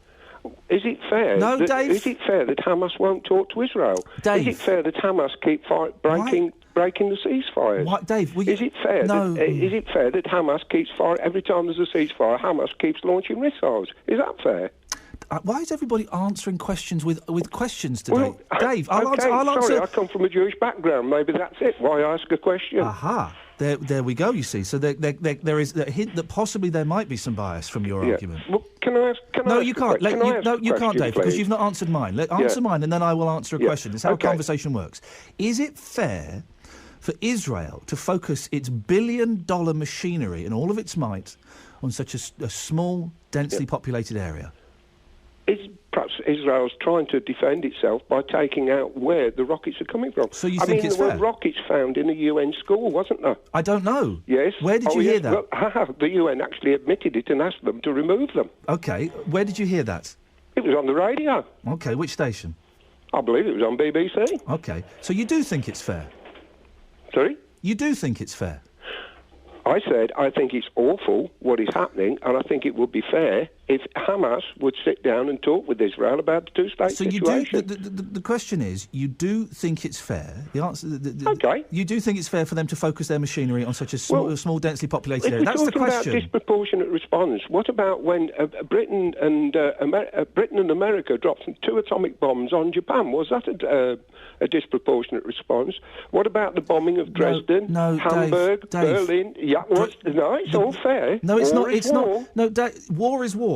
So it's all fair. And Hamas has declared war. That's the answer I wanted. Or it's all fair. War is war. Fine. That's the answer I wanted. Now you wanted war to. Is war. Okay, Dave. That's fine. Thank you. Okay. It took us a long way to come over a bit hyper. I do apologise. No, it's fine. I didn't mean to. Listen, I know it's your first call, and I hope you'll call back again, Dave. And I hope you realise that this is all part of it, and I'm enjoying it. And I hope you are as well. And over the wheelchairs, I agree with you. I've nearly been run over by one of those mobility scooters. Those mobility scooters. I think it's time we need to ban those things. Yeah, I do. Dave, listen, thank you very much indeed. It's the first call, so I'm going to let him off a little bit. Why are people answering... We had that with the first guest. It was fascinating. But was answering questions with questions. And I'm always suspicious, slightly suspicious when people answer questions with questions. It makes me think either they don't have an answer or they're worried I'm not going to like the answer that they want to say. 03453 is the telephone number if you want to give us a call. There we go. Look, I've just sent this from The Guardian. Thank you, Producer Joe. The Guardian, 17th of July. The UN Agency for Palestinian Refugees this is from the 17th of July, investigating the discovery of 20 rockets hidden in one of its vacant schools in the Gaza Strip. The UNRWA condemned the incident as a flagrant violation of international law, adding that the rockets have been removed and the relevant parties have been informed. Right, thank you for that, Joe. Well, we've nicely moved on to mobility scooters. It's going to be one of those shows where we're going to jump all over the place. And some of you may consider it to be insensitive. Don't. It's just kind of the nature of this show. It's like when you're down the pub having a chat with your mates and suddenly something will catch your mind and you'll go off on a tangent. So bear with us. Elizabeth's on the line talking about mobility scooters. Good morning. It's time to get rid of them, isn't it? Now then, first of all, I want to say my side of the story, and then I want to disagree with you violently. Violently? Yes. Violently? Yes, gosh. I disagree with some of the things that have been said. There's no need to be violent, Elizabeth. Let's be friendly about this. Okay, then fine. Thank you. But I disagree with the last person who said that scooters should be banned, and I disagree with you as well, saying that scooters could be banned. If I could walk on my own 2 legs, there is no way I'd be riding a mobility scooter. Now, let's get some facts straight. Let's get some facts straight, yes. 1. I am registered. I have a mobility scooter. I have a large one. It will go at speeds of 4 miles an hour and 8 miles an hour. Oh, dear. Yes, never mind. 8 miles an hour? Yeah. Oh. You're a potential death trap. No, I am not. No, I am not. I never have been. I am registered with Swansea. My scooter is taxed. I've got a number plate, and I am insured, which I pay every year. I have also got breakdown cover in case of breakdown for punches, etc. Who's your breakdown with? The AA? No, the AA won't do it. Okay. that you've got to be able to go 10 miles an hour before the AA would cover you. So this is another firm. A specialist firm. Especially for insurance. You don't go on the roads, do you? Yes. Oh, no. Oh, yes. No. Yes, No. now look. No. I have been a driver of a car for 55 years, No. right? And I have just come off my car because of trouble with my legs and driving it, and I am now on my mobility scooter. Oh. If I hadn't got this mobility scooter, I would be confined to my house 24/7. I can get on that mobility scooter and I can go and do a little bit of shopping, get bread, get milk. I live alone, I'm a widow, and I am registered as disabled. And my scooter is my lifeline. And there's lots of things that I would like to say about it. It's not that easy riding on a motor scooter. Oh, it's tricky. No, I've been on one. They are tricky. I mean... And that's the worry. Yes, but therefore I have got driving sense of 50 years. And I've got a clean licence for 50 years, touch wood. And it's... Should you... OK, well, Elizabeth... Yeah, I've got, for instance, yes? Go along a footpath. Yeah? And then there's 3 or 4 cars parked half on it. Yeah. You can't get round them. So you have to go back and go into the road. Oh, no, don't go on the road. That's why I got my But would you drive on the road from all the way from your house to the shops, or are you just going on the road to get past the parked cars? And where it's... for instance... Hello? Above me, the footpath peters out altogether. Right. So I've got no choice. And also the footpaths are very, very poorly maintained. So you go on the road? So I go on the road. No, but what about all of those drivers that are stuck behind you? No, well, if you drive in the gutter, then they have got room to overtake you. But not all. If you're on a narrow road, they haven't, Elizabeth. Well, I don't go. I only for you. go places that I know that I can cope with. I go from my home in Wordsley to Briley Hill. Now, I do that by Missed my chance road, there. and I do that by footpath, where the footpaths are I will let you keep your mobility scooter. Right, that's But very nice of you. You're very welcome. I'm a nice guy. But you will have to take a driving test every 12 months. I have already taken a driving test. I've got an absolutely clean licence. A mobility driving test. You do that if... Not everyone does. Hardly anyone does. Well, tell I'll be me- honest with you. If you have a scooter in say, a big shopping centre like the Merry Hill, Yeah. they used to give you an instruction of how to, Oh, this is like shop mobility in those places where you can kind of pre-book a scooter, a motorised vehicle, can't you? Yeah. But do you not think, Elizabeth, that every 12 months, as age creeps up on us, or all our senses start getting a little bit tired, that every 12 months you should have a driving test to make sure that you are... Yes, but you see, there are different types of scooters. Yes, I know. Well, yours does 8 miles an hour. Yeah, mine is a big one. Supposing you knocked a child down. Good God, no. Exactly. I only go 8 miles an hour when I am on a road, because I'm a nuisance then, to motor cars. I do 4 on the pavement and everywhere else. 4 miles an hour would still be enough to injure a child. Yes, but you can regulate that. 4 miles an hour is top speed, and then you can regulate it down. Elizabeth, have you ever hit anybody whilst on your mobility scooter? Ever. No. Promise? Never. Ever hit a cat? Never. A dog? No. A pigeon? No, I'm a good driver. Hedgehog? No. Have you ever hit a wall? No. Have you ever hit anything whilst driving on your mobility scooter? No. How long have you been driving it for? How long have I had this leg? Well, how long have you had your leg? Your whole life, I would imagine. 2010. OK, so 4 years. I've been on it for 4 years. I'm going to let you keep yours.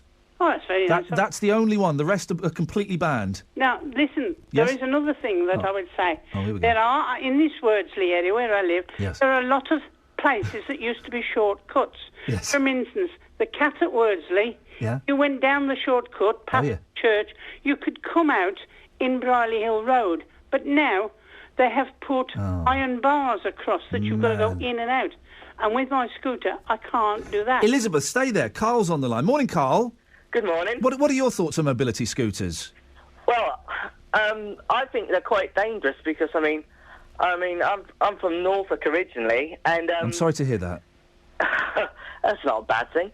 And no, of course, it's an area where there's a lot of old people anyway. Yes. And they used to whiz. I used to work on the market, and they used to whiz round there like a racetrack. And one afternoon, this fat lady, she was trying to whiz round this corner, and she tippled over off of her scooter, and she lay there for about half an hour until the ambulance service got there and helped her up. So what are you saying, that we should ban mobility scooters? Well, I think what I'm saying is that that these people should take more care because they don't take notice of people walking about. Elizabeth, you should take more care. You don't take notice of people walking about. Oh, yes, I do. It's the people who are walking about that suddenly stop in front of you, and they say, look at you and think, didn't hear you. Oh, it's the pedestrians' fault. No, but I've pooed that problem. You've done what? I've done that problem. I've cured that problem. I thought you said you'd pooed that problem. Yeah, I've cured it. It's all right. It? I've had a bit of a problem with speech. Oh, that's okay. I have so you've sorted that problem out? Yes. Good for you. Right, now, how I've sorted it is... Have you got a horn? Ears. Yes! I've sorted it. You see, the scooter, it's got a little horn that nobody can hear, especially if it's in the traffic. Elizabeth. I'm pulling along, or there's people stopping in front of me, they will hear it. Well, Carl, what do you think to Elizabeth's horn? Pardon? Carl? That's different. I think more people should have them. Yeah. Well, Elizabeth, can we hear your horn again?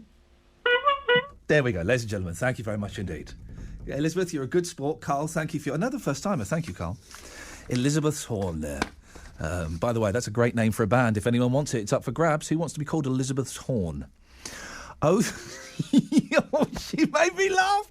034, she was brilliant, well done. 03453 009956.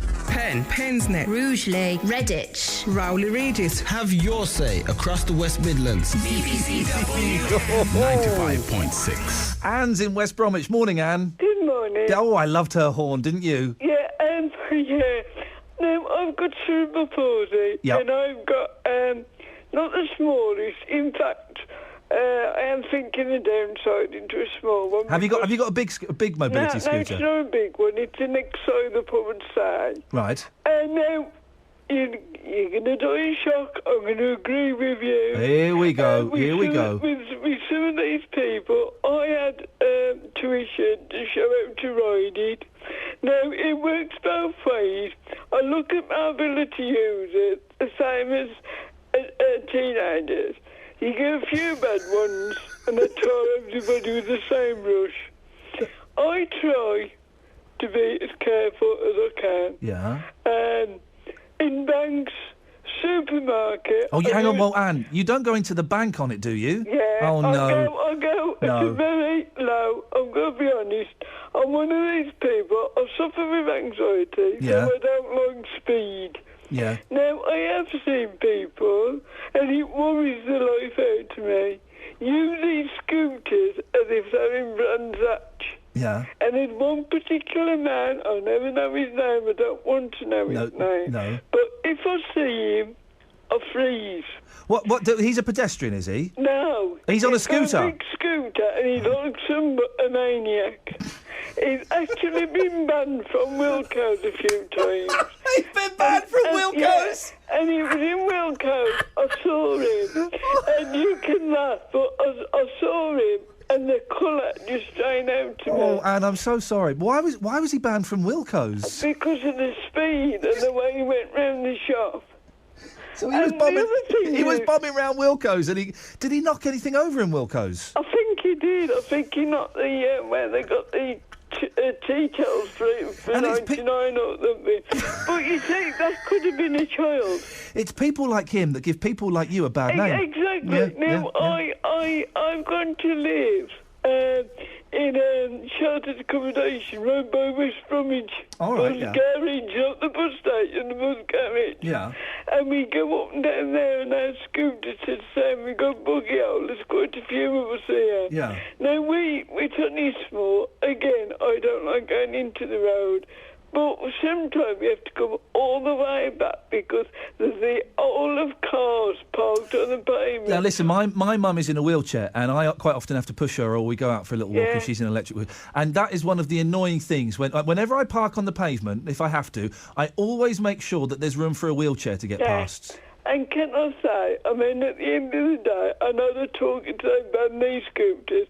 The thing is, if you ban them, as people like me and my love cutting arm, you don't want to keep sending people for your shopping. You want to go and have a look Of course at you do. yourself. You want a bit of independence. All right, Anne, listen, well, we let the last lady keep hers. I'm tempted to let you keep yours. 2 questions. You said you got cerebral palsy. Yeah. So how are your arms affected at all? Yes. Are they quite shaky? And the left one's more than the right one is not too bad. This is another thing. Yeah. I have said to my family, the day I know I'm not able to ride it properly anymore, I will give it up. Okay. Well, will you, though? Because we always like to cling on to things, don't But we, as human please don't beings? go in the finger banning things. And because I remember I couldn't get back on, you did one a few weeks ago Oh, on yeah. the Ring and Ride. Oh, yeah. And you did make one remark, and I thought, you wait till I talk to him, I'll forgive you for that.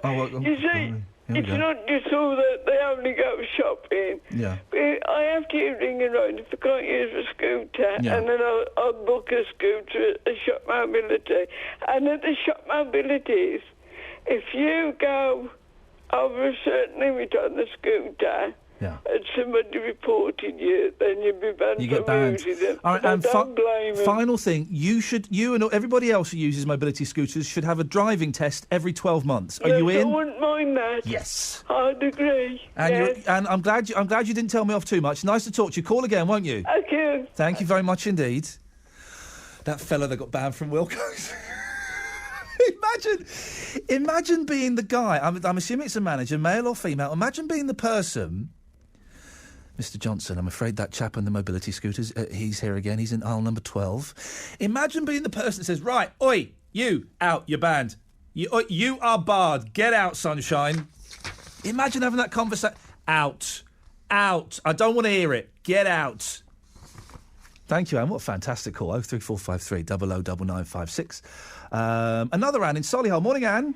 Good morning, Iain. What, have you I'm just feeling sorry for the manager that had to ban someone from Wilco's. I'm sorry? We just had a call. I don't know if you heard it.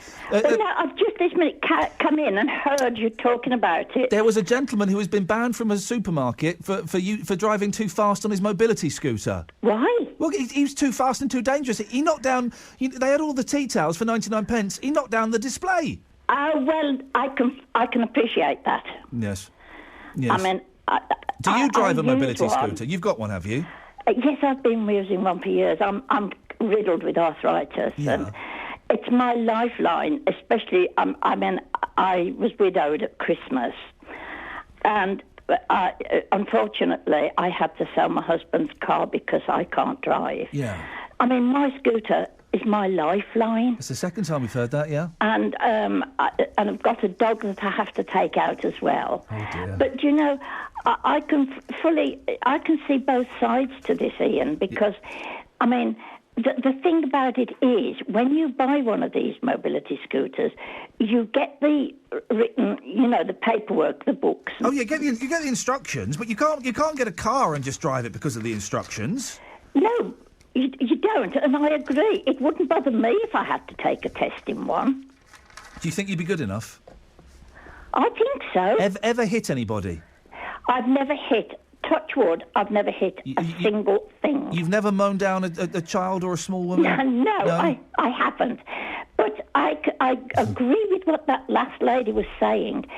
I dread going in to Solihull Centre on a Saturday. Yeah.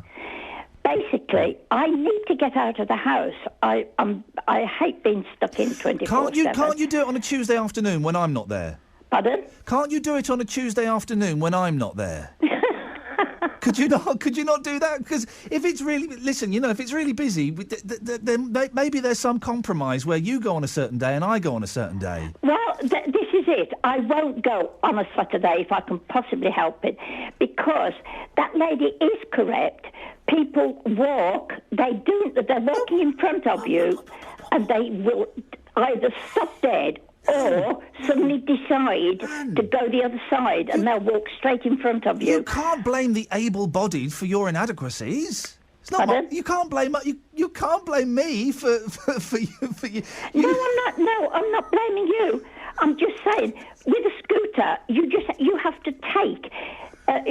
With a car, you can put your foot on a brake. Yes. You can't do that with a scooter. No, you just let go of the speed, don't you? I can't remember how you do it. No, you just have to take your hand. Yes, that's it. Straight off the lever. Well, you should be going in that.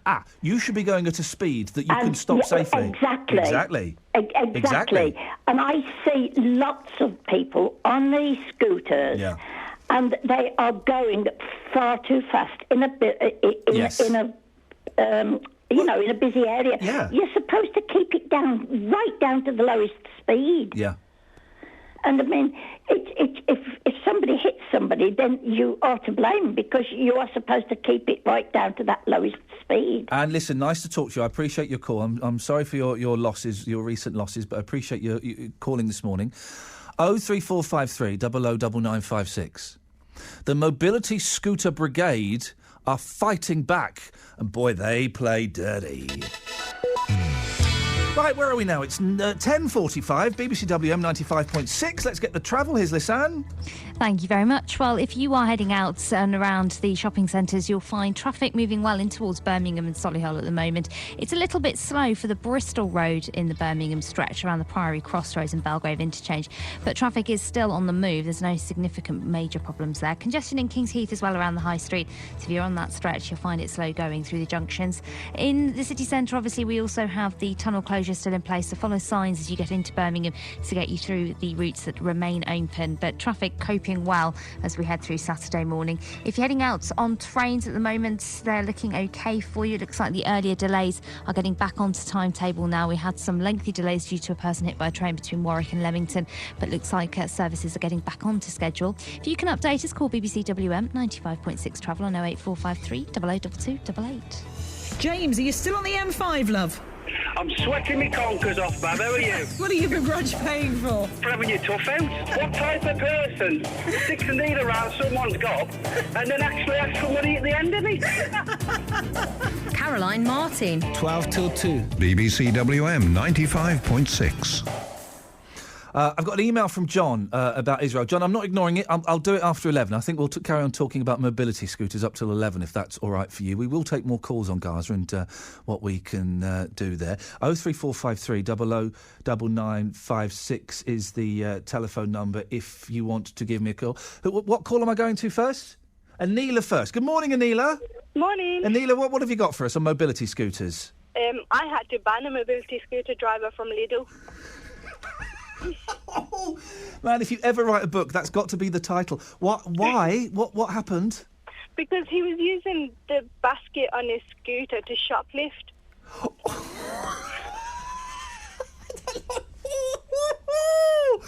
What? Oh, dear. Right, OK, I don't want too many details, but roughly how old was this fella? He was about 35, I think, at the time. OK, and do we know if he was disabled or was he just a chancer? No, I think it was just a chancer. I don't think he was disabled at all. So he came into Lidl's Yep. with his mobility scooter, and what did he? How was he doing it? Did he have a coat or something, and he was just slipping stuff underneath it? That's exactly what he was doing. Man alive! And how often did he come in and do this? At least once a week. Really? Yeah. And how long was this going on for then? We don't know exactly how long, but when I caught him, I mean, quite a few of the staff thought they'd seen him shoplift, but they wanted to give him the benefit of the doubt because they thought he was disabled. Yeah. But I caught him red-handed. What happened, Anila? Describe the moment. I was following him, not even following him. I was going around putting stock out, and I could see him putting things in his basket. Oh, no. But as he got to the till, he just went straight past the till and tried to drive out. Oh, no. And what did you say? Well, I had to get security to stop him. I don't know why this is making me laugh so much. Was it? Yeah, I was Did they have laughing to? at the time. Did they have to chase him down the street? No, he just got outside into the car park. Okay, it wasn't a low-speed car chase then. No. No. Okay. So security stopped him, and how much stuff did he have in his basket? Not much, probably about £7-8 worth. Yeah. And what kind of stuff was he going for? Bread, some meat, milk, dear. basic household stuff. Oh dear. And so, did you? Were you the one that said, "I'm really sorry, mate, but you're banned"? Yeah, do you know the cheek of him? He said if I let him off, he'd take me out on a date.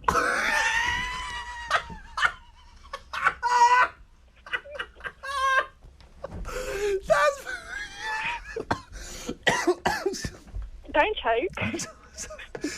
Were you tempted? No, not at all. Was he a good-looking fella? No. Did he? What? Did he not say, "Look, give us your address. I'll come and pick you up at 8 o'clock on my mobility scooter. You can sit on my lap. You can sit in the basket." Wow, that's well done for you for not. There aren't so many women, Anila, who would have been able to resist that bribery. So, has he ever tried to come back in since? He did once, but I didn't have nothing to do with it. Security kicked him out. Anila, you're brilliant. Thank you very much indeed. Thank you so much for that. If you let me off, I'll take you out on a date. Oh, yeah, nice one. All right, yeah, let's go for a romantic ride on your mobility scooter. That's a brilliant story. 03453 009956. Is it time to... We've got two options. The kind of hardcore part of me is thinking we should ban mobility scooters. There's no training. There's no compulsory training. My mum used to drive a mobility scooter, and it used to terrify me. Thank God it broke down one day. We either ban them... No, never got it fixed. Never got it fixed. I think she wasn't safe driving it. Well, it was safe in the long term. All we introduce, every 12 months you have to have a driving test. Why are we talking about it? It's a brilliant story. If you've got the Daily Mail, page 46, Mobility Scooters M1 Adventure. One officer got more than he bargained for when he had to rescue a pensioner steering a mobility scooter the wrong way down the hard shoulder of the M1. Motorists watched in horror on Monday as the seemingly unfazed 85-year-old drove along the northbound carriage of the M1 near Sheffield, South Yorkshire. A policeman the pictures are fantastic, by the way, just wonderful. A policeman escorted the man from the motorway and called his family. Lorry driver, Steve Saxon, who saw the rescue, said, I don't know where he thought he was off to. I've been driving lorries since 1986. I don't think I've ever seen anything as bizarre as that, and I don't think I ever will again. Can I have a Ginsters? The pictures are wonderful. Bless him, he's this old boy on a mobility scooter. He's got a white shirt, a grey tank top on, and he's got a walking stick between his legs. It's such a good picture. It's time to get rid of them. Isn't it, Trev? It's time we got rid of them. All lorry drivers don't like ginsters, by the way. I'd just like to put you straight on that fact. Are you a lorry driver? Yeah. You don't like the pasties from the petrol station? No, because I'm on a diet. I'm not allowed to eat that kind of thing. It's interesting. You said you said ginsters. I always thought it was ginsters with a hard g. I don't know. I've just always gin for gin and what you drink and what have you. When you back in the day when you were a bad boy before you went on a diet, what kind of stuff would you be scoffing as you're driving down the M1? Oh, not a lot, because you're not allowed to eat while you're driving. Oh, all right. Wink, wink, nudge, nudge, Trev. Yeah, okay, right. Yeah, fair Sausage play. rolls, Cornish pasties, pork pies, And cobs and stuff like that, and I just cut it all out. So what do you eat now? Like a carrot? No, I have a couple of rounds of wholemeal bread sandwich in the morning and breakfast biscuits and... Breakfast biscuits? Perhaps a little tiny snack in the afternoon. I'll just cut myself the calories right down to... You really are under the thumb, aren't you? No. I just couldn't get out of my car, in the new car in the garage, just for problem. How much weight? Yeah, how much weight have you lost? 3.5 stone. Hey, well, I lost 3.5 stone in about 6 months, and I've managed to keep it off for nearly 12 or 14 months. Good for you, Trev. Well done. Now listen, mobility scooters. Let's get rid of them. No. Oh. My missus would be absolutely lost. I'd have to push around in a wheelchair. Well, you can't kick them you'd lose even more weight, Trev. Yeah, I know. You're pushing your missus around. I know what you're saying, yeah. But, she uses one, does she? She uses one of a weekend up when we go shopping in Walsall. Well, actually, I'm now going to... I've just got a car out of the garage. We're going to get us a bit of breakfast and then go up Walsall. Yeah. But until she used one, I never realised how ignorant pedestrians are. Yeah. They walk across the front. Like that little old lady said earlier on, they walk across the front of you, they stop. Yeah. Without no warning. And, of course, she's got to try and stop behind them. Yeah. How she's never hit anybody, I really do. They turn around, they give you filthy looks. But she has got her own little horn with her, me. Because I give them a good blast. Yes, so you're your wife's horn. What do you say if there's someone in the way? Look out, or watch out, but not quietly. Yeah, I usually I know what you mean. What I mean. I know what you mean about people stopping. I don't usually use bad language, but if somebody's done something really stupid... Yes. You'll there tell might them be the odd word to fly jog on. out. You know I know what you mean about people stopping, because when I push my mum in the wheelchair sometimes. Exactly, so you know roughly what it's like then, don't you? You're playing devil's advocate, aren't you? There are sometimes when I may have accidentally clipped someone's shins because they've stopped so suddenly, or someone's ankles. I've had one or two people when I was pushing my missus in a wheelchair, but that's mainly their fault. You should be going at a speed, as you know as a driver, that you can stop safely.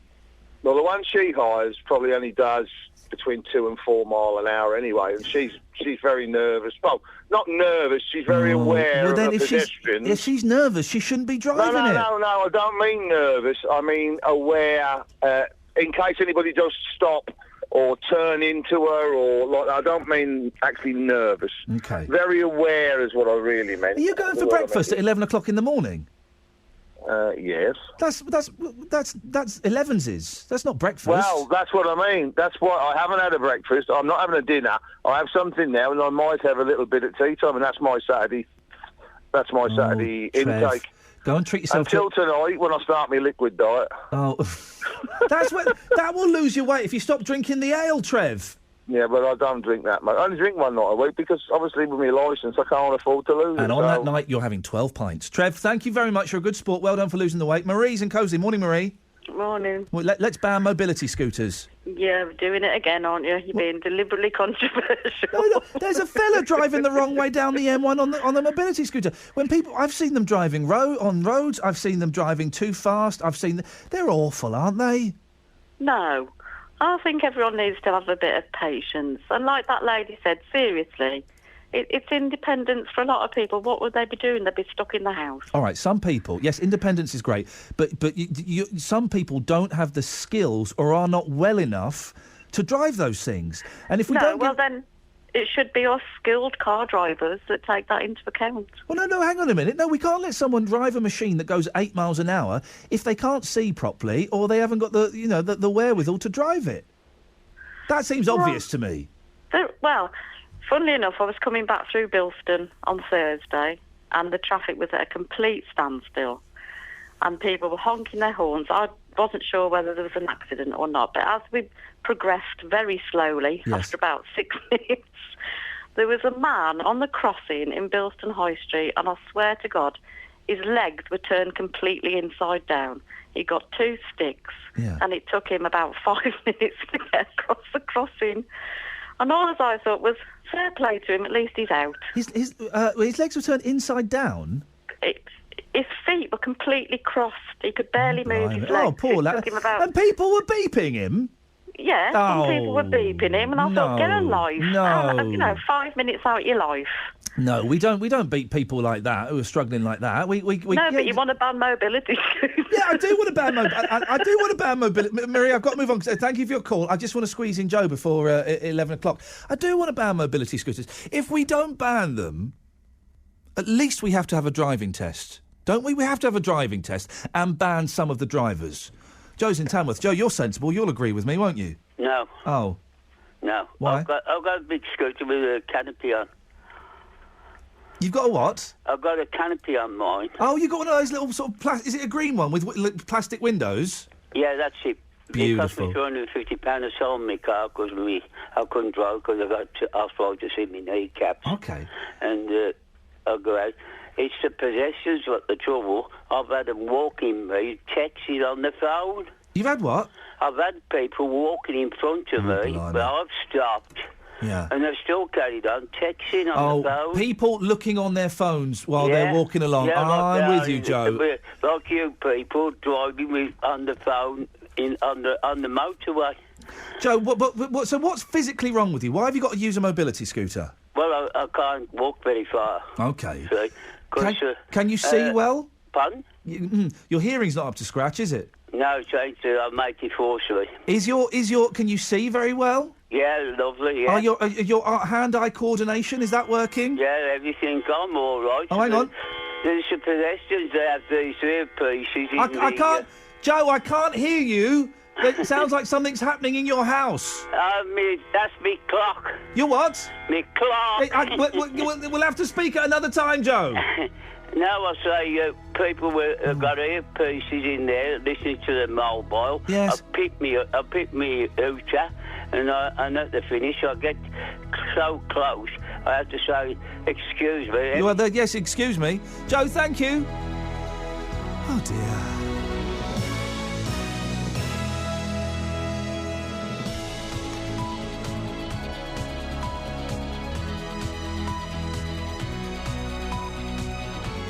The voice of Birmingham and the Black Country. BBC WM 95.6.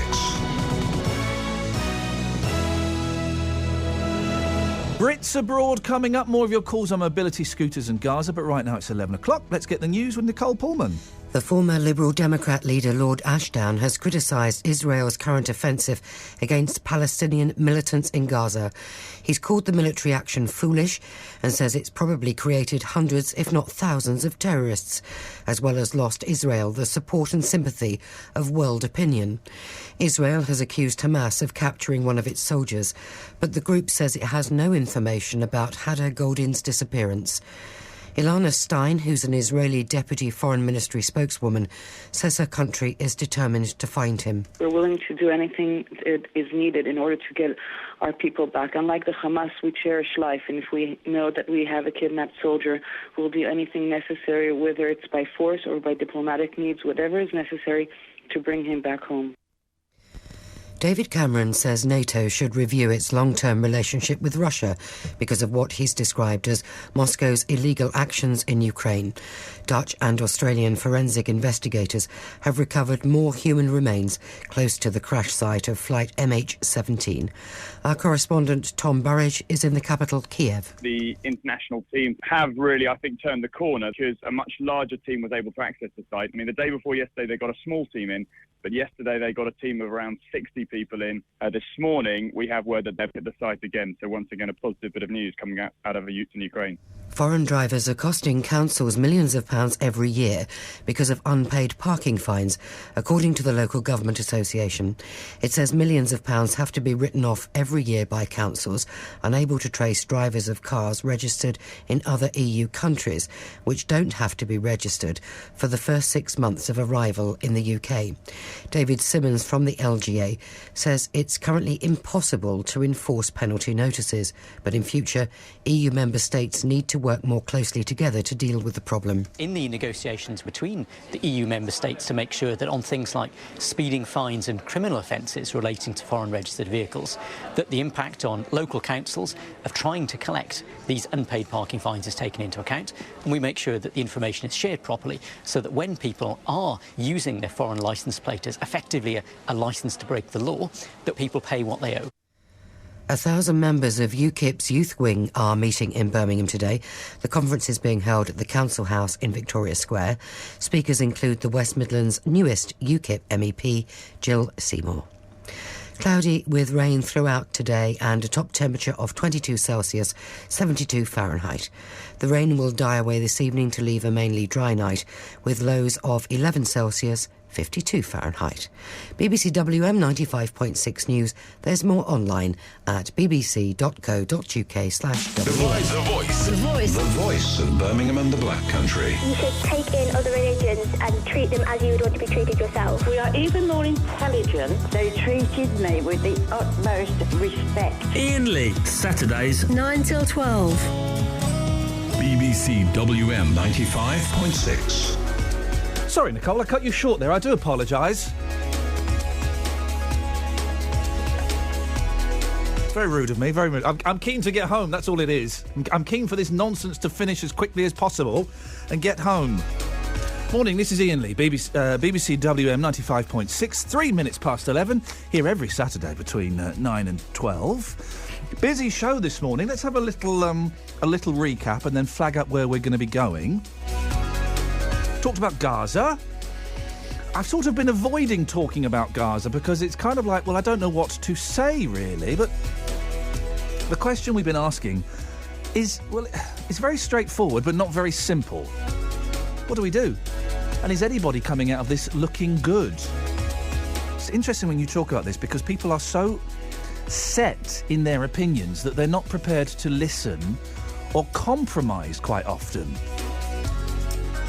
I've not heard anybody from either side say, oh yeah, that's a good point, when they're contradicted.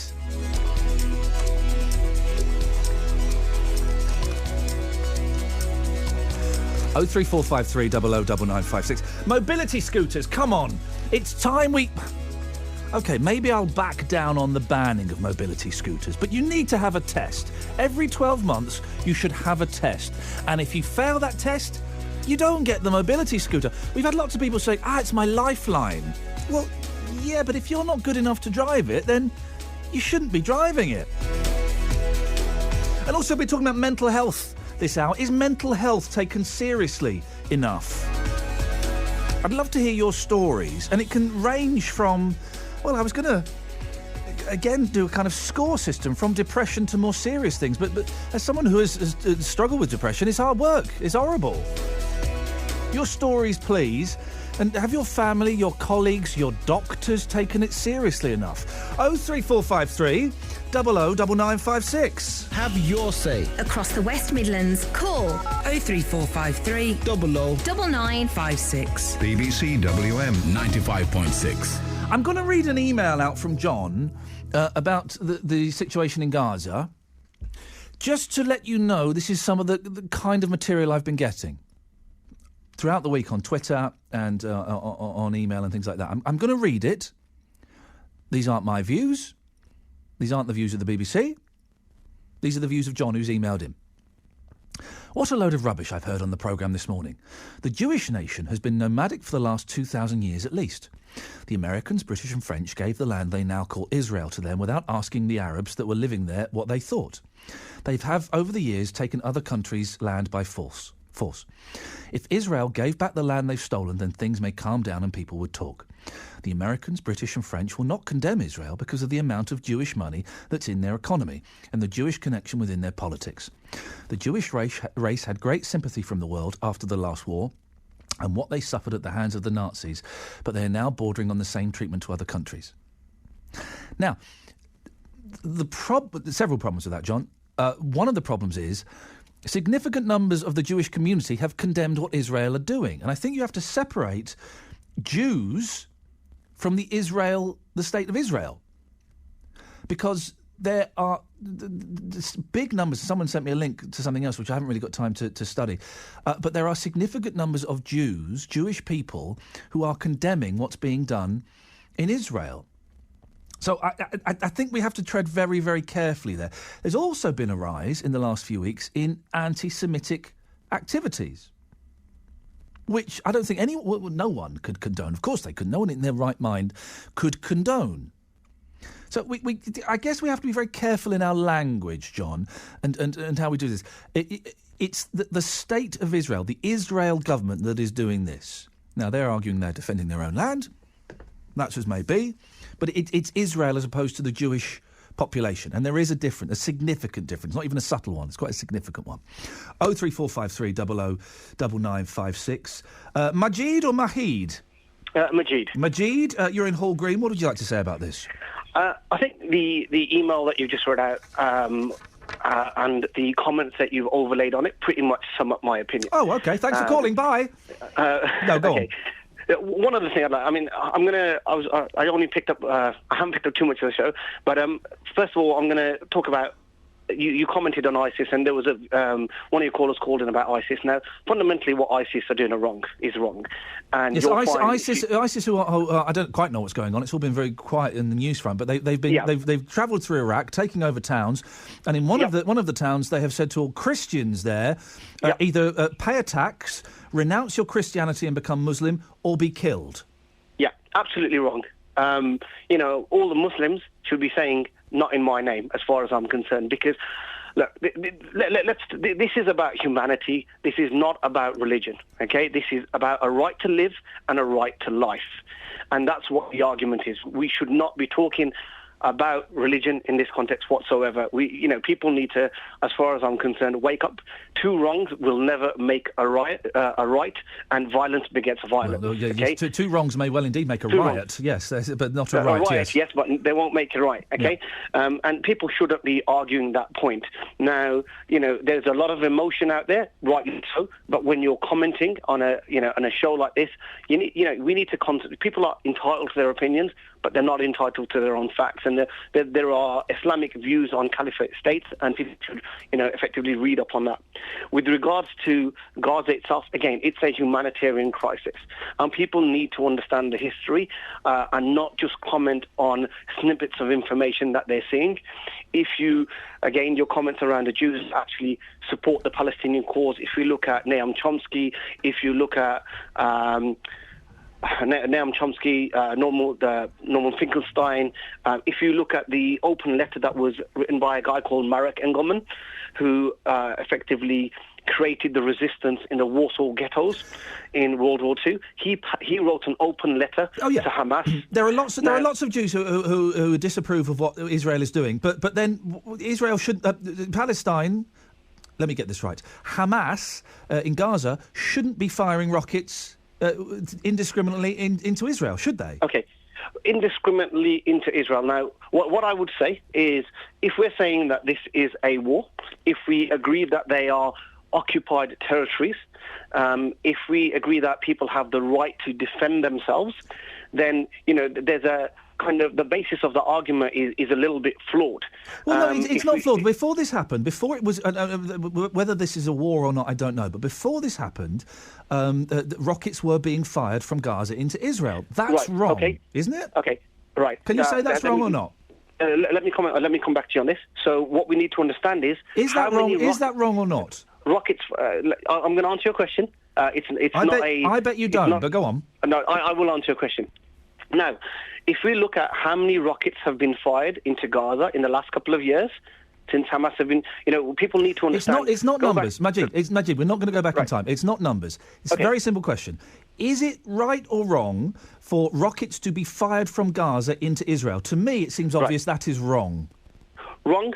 Okay. I'm going to answer your question. Do I think targeting of civilians is wrong? No, yes, Majid, why is everybody answering a question with a question? The question is very simple. I'm going to say it's wrong, okay? There we go. Wonderful. Okay, right. I'm going to say, life is precious. Everybody has a right to life. Everybody has a right to live, okay? What I will say is that if you look at the Palestinians, the effectiveness of those rockets, let's be honest, it's like firing firecrackers at a military company. It's not like firing firecrackers. It's like firing rockets. Yes, Israel is very well defenced, but it is like firing rockets into Israel. The impact, the impact is minimal. But ultimately, we talk about, is it wrong? If we go back to World War II, if people hadn't fired rockets back, if Nagasaki and Hiroshima hadn't happened, we would all be blonde and blue-eyed. If you want to talk about Hiroshima, something I know quite a lot about, Japan were at the time preparing to surrender. That surrender was being ignored because America was intent on using the atomic weapons. But what I'm saying is, did people fire rockets back at the Germans? Did that happen? Yes or no? Yeah, but there would be very few. There would be Majid. There would be very few people who would argue that World War II was not a just war. There are some you can't during. So, would you argue that the Palestinian war is an unjust war based on the siege of Gaza? Majid, you've just said yes or no question. Come on, let's play fair. I'm playing fair. Yes or no question. I'm playing fair, and I'm not answering the question. No, Majid, I'm not playing fair, but you're contradicting yourself. You've said. Answer the question. I'm answering the question, Majid. You have said that you condone the rockets being fired from Gaza, but now you're justifying the rockets being fired from Gaza. No. I said I didn't say I condone it. I say I condemn it. You condemned it, and now you're justifying it. Saying that it's a just war. No. What I'm doing is I'm presenting the argument that most people will present to you. Yeah? But an argument you disagree with. Okay. it's an argument that I disagree with because, innocent lives should not be taken, right? People should be living in peace as far as I'm concerned. Yeah. Okay? People should be living in peace. These children, these horrific images that I'm seeing, okay, the result of the rockets and, the bombing of Gaza, I can't sleep and I have children. And that's why I'm getting involved. And there are a lot of people getting involved. And this has got to be taken to, the humanitarian level. How are you getting involved? What is your involvement? What is my involvement? Okay, so, we are raising awareness through social media. What you say we? What are you connected to an organisation? No. I'm an individual. Right. Okay, raising awareness through social media, presenting what's going on through social media because... From your perspective, which okay, so which may be slightly biased. No. I'm quoting independent sources, okay? Where are your sources? What are your sources? My sources are The Guardian, The Independent, the BBC... well, hang on, the BBC is constantly... The BBC has constantly been accused this week of taking a pro-Palestinian bias. And it does, but there are Well, then it's not independent. Sorry? Majid, are you taking anything from the Israeli press? Am I taking stuff from the Israeli press? Yes, I'm taking stuff from the Jewish papers, Haaretz, their websites, the IDF websites, the West Midlands Friends of Israel. And are you taking stuff that is supporting your argument? Sorry? Are you taking stuff from the Jewish press that is supporting your argument? I'm taking stuff that's supporting the argument. I'm taking stuff that's not supporting the argument. I'm sharing pictures of protests in Tel Aviv for both sides. Okay. Okay.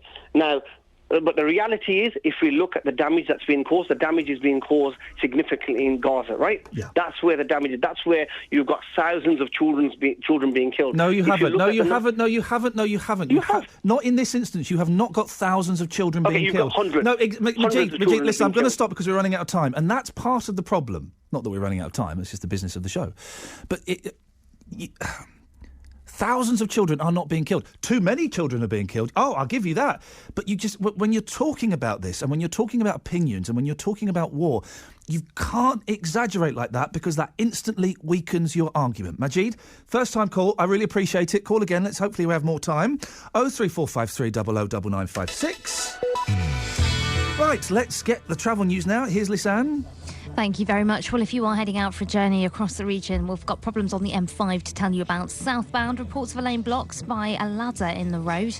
That's junction 1 at the Birmingham Road and Birmingham stretch. It's lane 2 of the 3-lane stretch, which is blocked, so right in the middle of the carriageway. On the cameras, though, traffic does seem to be coping well. Just slow down on approach there, take extra caution. Northbound M5 is looking slow from junction 6 to 4A up towards the M42 with the roadworks there, slowing down your journey time for you. If you're heading in towards Birmingham on the Suffolk Street, Queens, where we have very heavy traffic. People already now in the city centre, and it's because of the tunnel closures. This is one of the diversion routes. It's already getting busy now around Holloway Circus and the Newtown Row area. So if you're making your journeys through that stretch, you'll have to just bear with the extra traffic.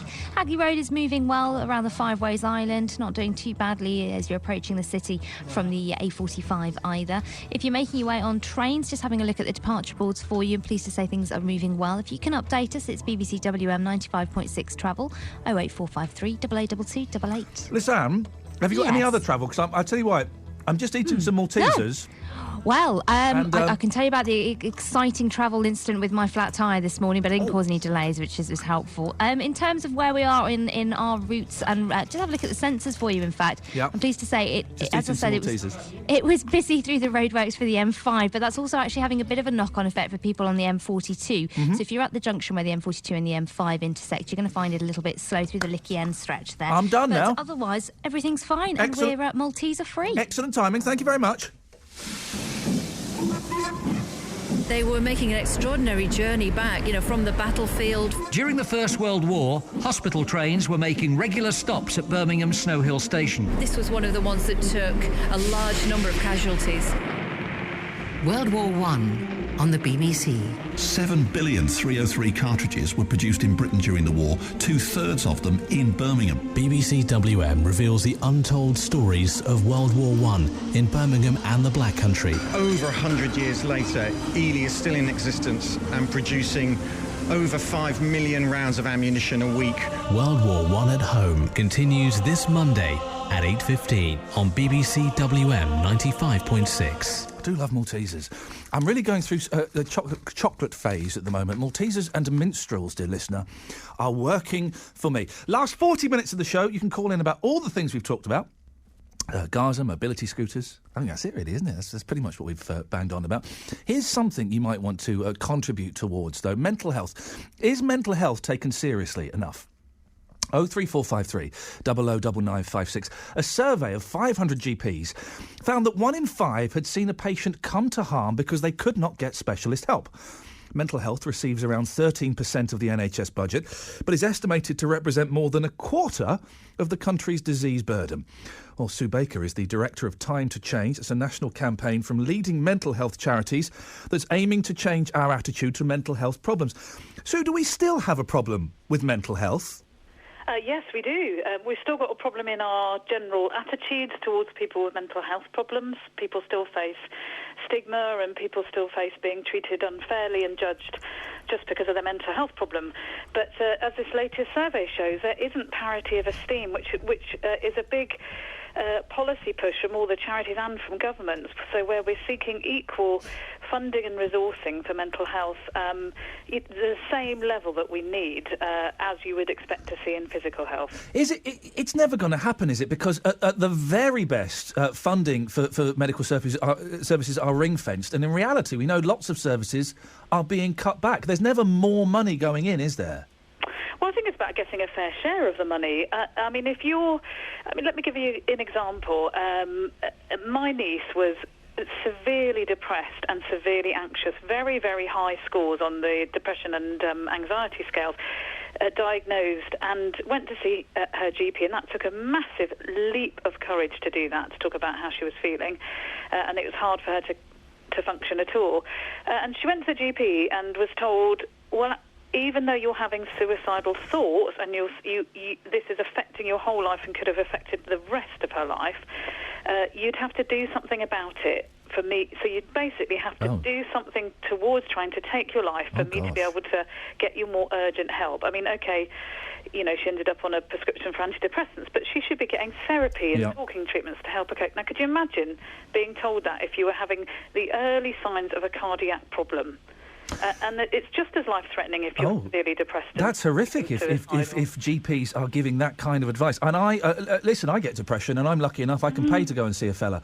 But I have friends and family who go and see people on the NHS, and it's very limited. They have to wait months before they get seen, and then it's often a session of 8 or 12 weeks, which is not enough to really shift much, is it?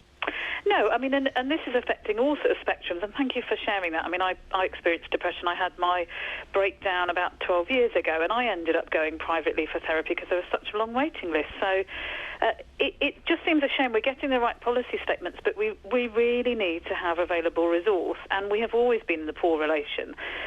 Governments over time have put money into talking treatments, but there should be more available. We shouldn't just be left on a prescription for antidepressants for the next 5 or 10 years. That's, we've got better interventions than just being parked on a prescription.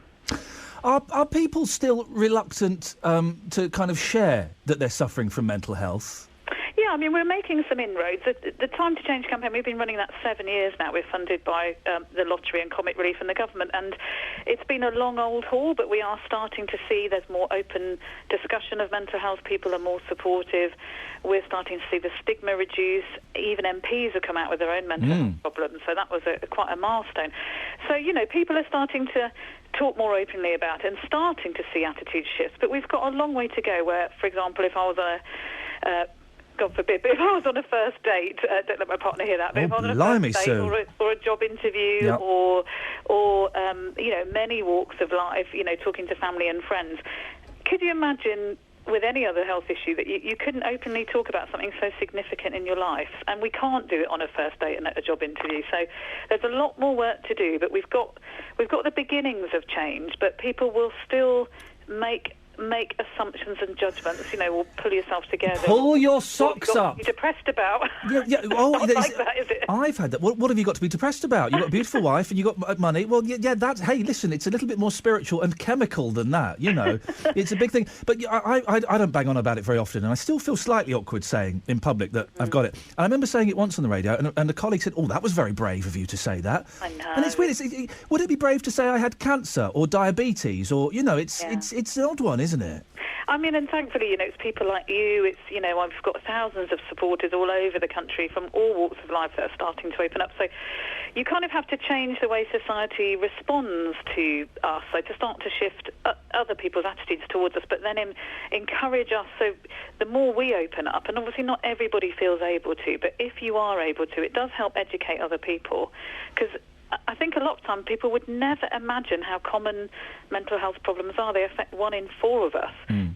And if people only realised, I promise every single one of your listeners, they know and care about somebody at home, at work, or in their community who has experienced or is now mental health problems. And these are really tough times for people. So actually, it's probably even more the case that people are struggling mentally, whether you end up with a diagnosis or not. I mean, the key message here is that everybody has mental health in the same way we all have physical health, and you're on a spectrum of it. You can be flourishing, or you can be really struggling, and then you could end up with something like depression. It's not something you can take an injection for to make yourself immune to it. I'm going to use some slightly lazy terminology, Sure. but I just think this might be easier for some people to understand. You suffered from depression, and I believe you were very, very low. How did you get, in inverted commas, better?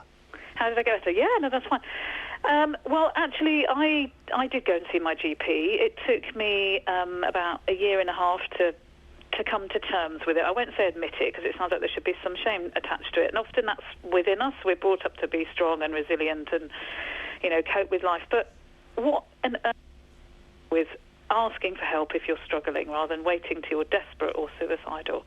I waited too long, I think. I went to see my GP. I decided not to take antidepressants because I didn't want that to be the only answer. And it is a long, old road if you do it through therapy. I mean, the best combination is both. Take some medication to get yourself in. And there's no shame. But some people see that taking antidepressants is a shameful thing. No, well, you wouldn't for a heart problem, would you? Or diabetes, or any other health, or asthma. You have an inhaler. Why is it any different? It's because we judge it as a sign of weakness, and it's absolutely not. If you get on with life and you've got a mental health problem, I think that makes you an incredibly strong person, actually. So I did it through talking therapy. I had a counsellor, then I went to see a psychotherapist. I understood a lot more about myself and my trigger points and how to look after myself. And I started to exercise more because, that can really boost your sense of well-being, and all your endorphins start to shift your mood. It's a really good mood shifter. And I had to deal, some tough things had happened in life, and that's what caused it. And so I had to sort my life out, really. Sort your life out. So listen, I really appreciate your time and your honesty. If people want to find out more... Well, thank you. If people want to find out more about Time to Change, where can they go? Yeah, we've got a website, so people just put into a Google search Time to Change, or go on the Mind or Rethink Mental Illness sites, that's the charities behind it, or just put in mental health stigma and we'll come up at the top of the list. Sue, nice to talk to you. Thank you very much. And yes, thanks for joining us, Sue Baker, Director of Time to Change. But your stories, please, if you feel up to telling it. I say up to, I mean, if you want to. There is a stigma around it still, and sometimes a shame. The shame comes from us, by the way. 03453 009956. Darlaston, Edgbaston, Erdington, Paisley, Gornal Wood. Have your say across the West Midlands. BBC WM 95.6. It's the last 30 minutes of the show. Lizzie's on at midday. No doubt we'll find out what's going on with her a little bit later on. If you want to give us a call... 03453 009956. I've got a load of texts. I'll do those in a second. Let's go to Gary first. Morning, Gary. Morning, Ian. How are you? Yeah, I've got I've got a frog in my throat. Right. I've had. Why do we say frog in a throat? Why is it a frog? I don't know. Why don't you say toad? I don't know. Well, I've got a toad in the hole. Right. And I've had it for weeks. I just constantly finding I have to clear my throat. It may be just because I've eaten some Maltesers and I'm a little bit clarty. But I was going to say the dust of the Maltesers. The Malteser is, of course, a very dusty chocolate. Indeed. But apart from that, Gary, I'm fine. good. Could I wasn't ringing about this, but could I just say that I was suffering with a little bit of mental illness when I first listened to you. And that when you used to do an afternoon show somewhere else, I was off work with depression, and that's how. And one of the recommendations that the GP gave me was, listen to the radio. Was me? Was I a prescription on the NHS? You weren't mentioned specifically. Ah, okay. But you might be now. I don't know. Are you feeling better now, Gary? Again, better is a slightly lazy terminology, but are you feeling better? Yeah, I suffered with anxiety about a year ago about going out and being in large groups, and I got medication and I got therapy, and both were very helpful. Yeah. And yes, I feel better. I'm not cured.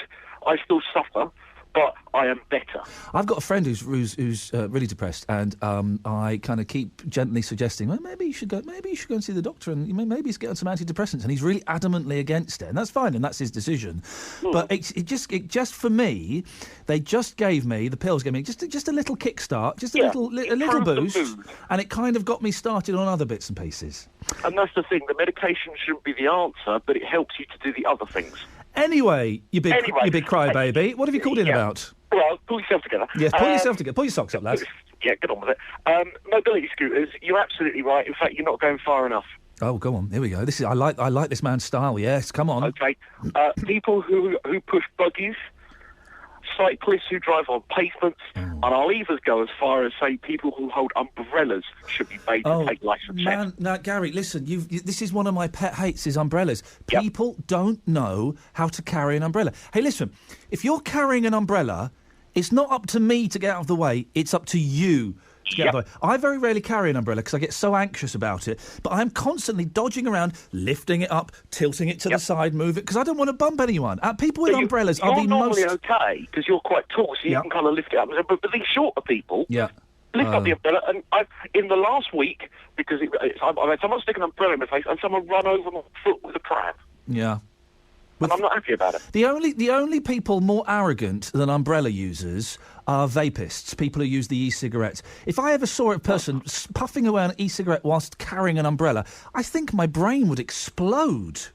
Just the arrogance combined in that one person. And what if they want a mobility scooter as well? That'd be the trifecta. It would be awful. I'll go along with mobility scooters. Some people with buggies, there's an element to that. But this is my thing. The boys are too big for buggies now. Although there's a story in the paper this week, 4-year-olds in buggies. Yeah, lazy kids. Yeah, 4-year-olds in buggies. Get out. Those are called lazy kids, lazy parents. They will be fat people. They will be. But if I was pushing the buggy and someone's coming towards me, I ain't deviating. I'm the one that's got... You will move out of my way. You're using the bus driver argument there. Yeah, well, you will move out of my way. I'm not moving out of the way. I've got a buggy. God, despicable. It's like, here's another one. If a jogger is coming towards me, the jogger has to move out of the way. Whoever is moving the fastest has to move out of the way. That's the rule. But also, it's good for them because it means they jog further. They jog further, exactly. And they're all about the healthy, so... Yeah, yes, Gary, thank you very much indeed. But very rarely, and hopefully this is the start of a new trend, very rarely do I get people phoning up saying, Iain, you are not going far enough. He was good. Umbrellas, it really does annoy me. And if I'm wearing a suit... I'll use an umbrella. If I'm wearing a suit, I don't do it very often these days. But generally, just get wet. Just get wet, it's nice.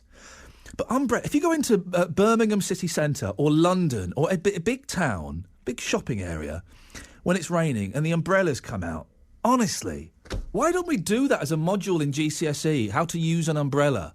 Umbrella citizenship. I'll teach it. If you're holding the umbrella, it's up to you to move it out of the way, not me, sunshine, all right?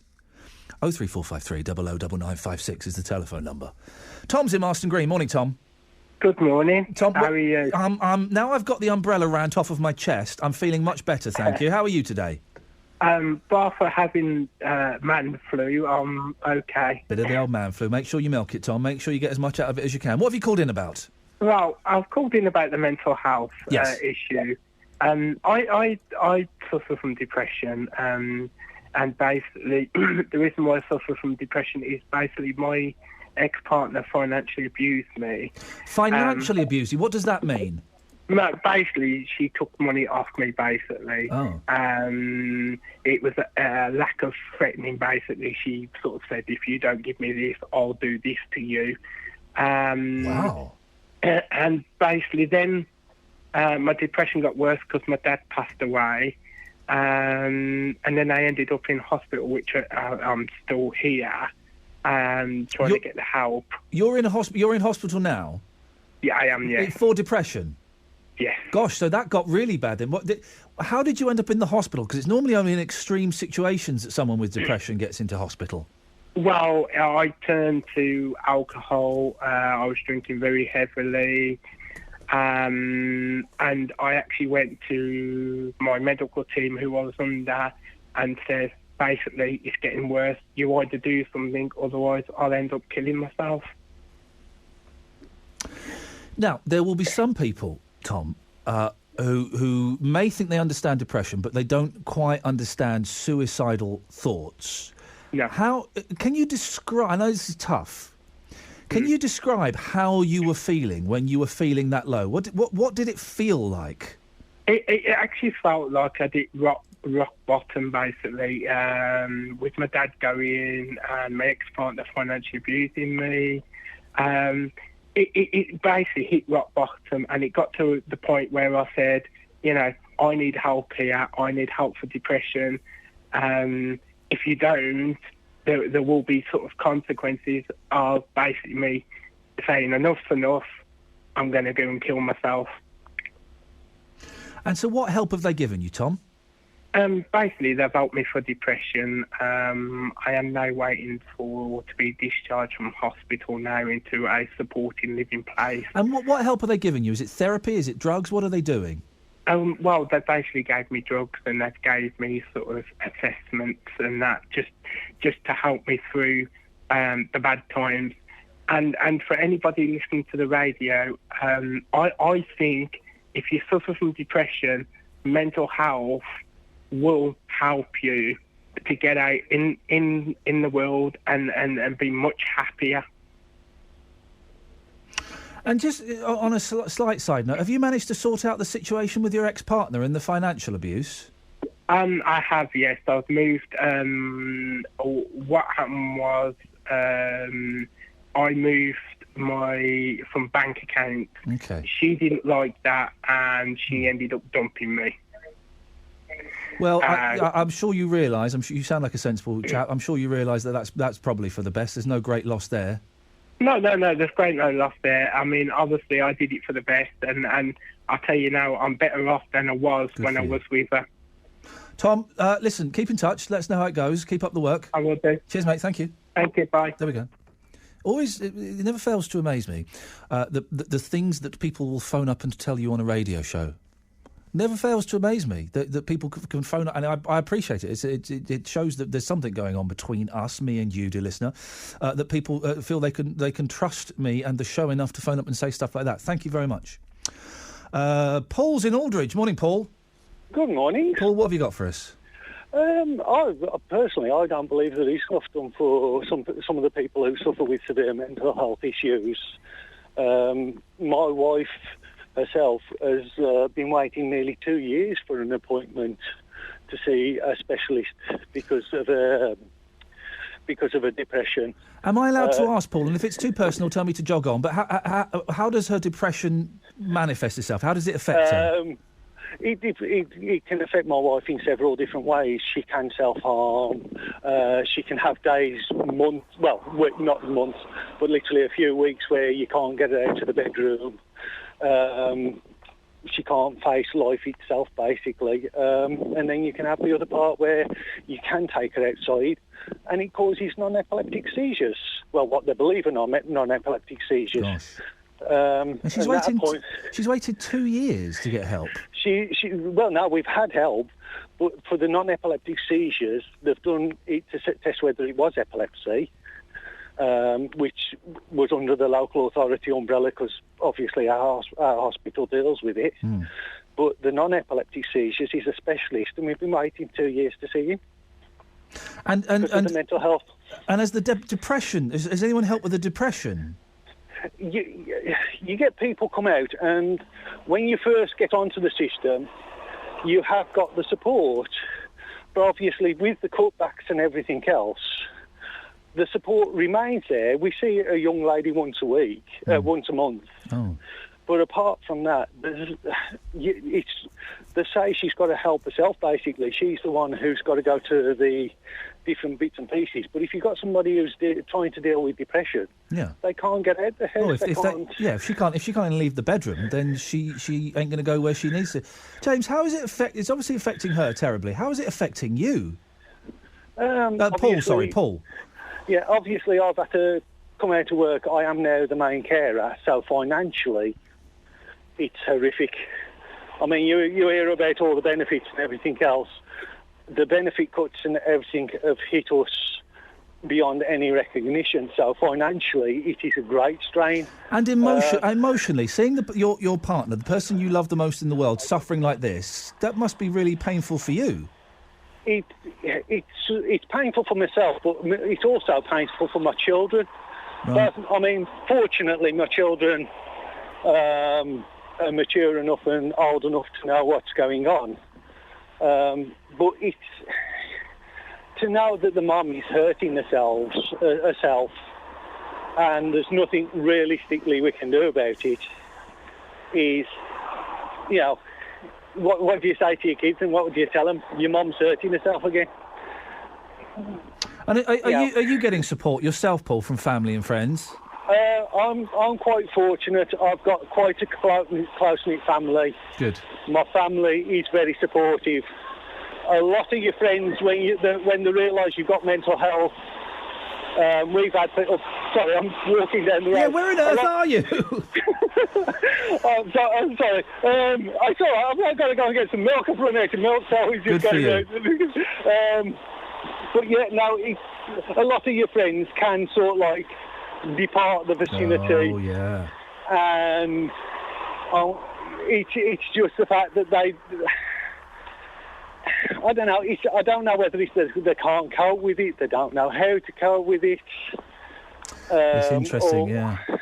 Paul? Yeah, so we've had a lot of friends who've abandoned us. We've got some real good friends who've sort of really It's in close. situations like that you realise who your real friends are and who you can depend on. Paul, listen, I really appreciate your call and your honesty this morning. Best of luck to you, getting the milk. That's the main thing at the moment. We should do that as a phone-in one day, because there'll be loads of people that happens. When someone in your family gets ill, friends... My mum, nearly all of her friends... disappeared. My mum, when she got MS. Oh, yeah, we'll help. And then when it started getting really serious, where have they gone? And it's incredible. Then you hear Paul there, his friends and his wife's friends, because it's she's suffering from severe depression and self-harm. And I bet, in fact, I know, because I did this as a phone-in a few years ago somewhere else, there are so many stories of one family member getting ill or dying and friends just disappear. It's it's maybe they're afraid they're going to get it. They don't know what to say. They're uncomfortable. They're embarrassed. Whatever it is. It's incredible the number of family and friends that disappear. Maybe we'll do that one day as a phone-in, because it's, if you're unaware it happens, boy oh boy, you're in for a shock. 03453 009956. James on the line. Morning, James. Morning, Iain. James, what have you got? I just wanted to get back to the bit when you were talking about Palestine and Gaza. Go on. What do we do? Do you think that the force that Israel is using is disproportionate? I don't think it is, actually, to be honest with you. Tell me why. Because they're actually tunnelling into Israel to carry out attacks. Right, so obviously they need to stop that as well. But also, the point I wanted to say to you was, why should... you also mentioned about Palestine getting aid, but they are a recognised terrorist organisation which was voted in by the Palestinians. Yeah, carry on. Yeah, I'm listening. They were voted in by the Palestinians. And also, if they wanted peace, then they should have abided by the ceasefires instead of carrying on. And also, the point I want to say as well, when we was at war with Afghanistan and other countries, when we used ground-to-air missiles and that, we also made mistakes as well. You know, it is war at the end of the day, and mistakes do happen. You know, and I also like to say that's what I noticed with some of the Muslim people that have been ringing in. Yeah. They're supporting the Palestinians because they're Muslim. I mean, when the girl said about the, about the Muslims being able to defend their homeland, basically defend their homeland. Doesn't she think that's what the Israelis are trying to do? But a significant number of people defending the Israelis are perhaps blindly supporting, and I totally take your point, but are perhaps blindly supporting Israel because they're Jewish. I mean, I'm neither Jewish and I'm neither Muslim. I'm just looking at it from what I see. Okay. You know, so I'm looking at it from an unbiased point. But I also heard that the Jewish guy, I think the Christian who was a Jewish, he was biased as well. But I just find that, really, to me, it's all being pointed like Israel's to blame, and really, who actually started the conflict? Well, that's what we have to look at. What happened? I'm not. Listen, I think the violence on both sides is wrong. I'm not in any way justifying it. But the Palestinians were firing rockets occasionally, which is wrong. But were firing rockets occasionally into one of the most defended pieces of land on the earth. They've what's it called? The Dark Dome or something. Their defence system they've got. Then suddenly Israel go and use billions of dollars worth of targeted missile equipment, tanks, aircraft, drones. That's not disproportionate. 1,600 Palestinians dead and 63 Israelis dead. But when we went into Iraq, we had a much more stronger war force than Iraq did as well. It's the same. I don't know if it is. I get slightly uncomfortable with comparisons of battles because they're all really, really different. There are some people who would argue we shouldn't have been in Iraq. Yeah, there is. But I mean, I know what you're saying. But to me, if that was me and that was my country, I'm trying to defend my people. Yeah. If people are constantly bombarding me with rockets and doing what they're doing, you are going to act, and you're going to. Let's have a comparison. We didn't do the same with Northern Ireland. No. We didn't go over there. Well, we probably were too heavy. We possibly were too heavy-handed, but we didn't go over there with Harrier jump jets and warships and things like that, did we? Maybe because it was a little bit too close to home. Well, this is right next door to them. Well, I do agree with the action that they're taking. I mean, maybe if we were a bit more prevalent in what we did, we wouldn't have all these terrorist organisations there. James, listen, I appreciate your call. Thank you for putting forward your point so firmly. Last 15 minutes of the show, 03453 009956. It's BBC WM 95.6. Let's get the travel news now. Here's Lisanne.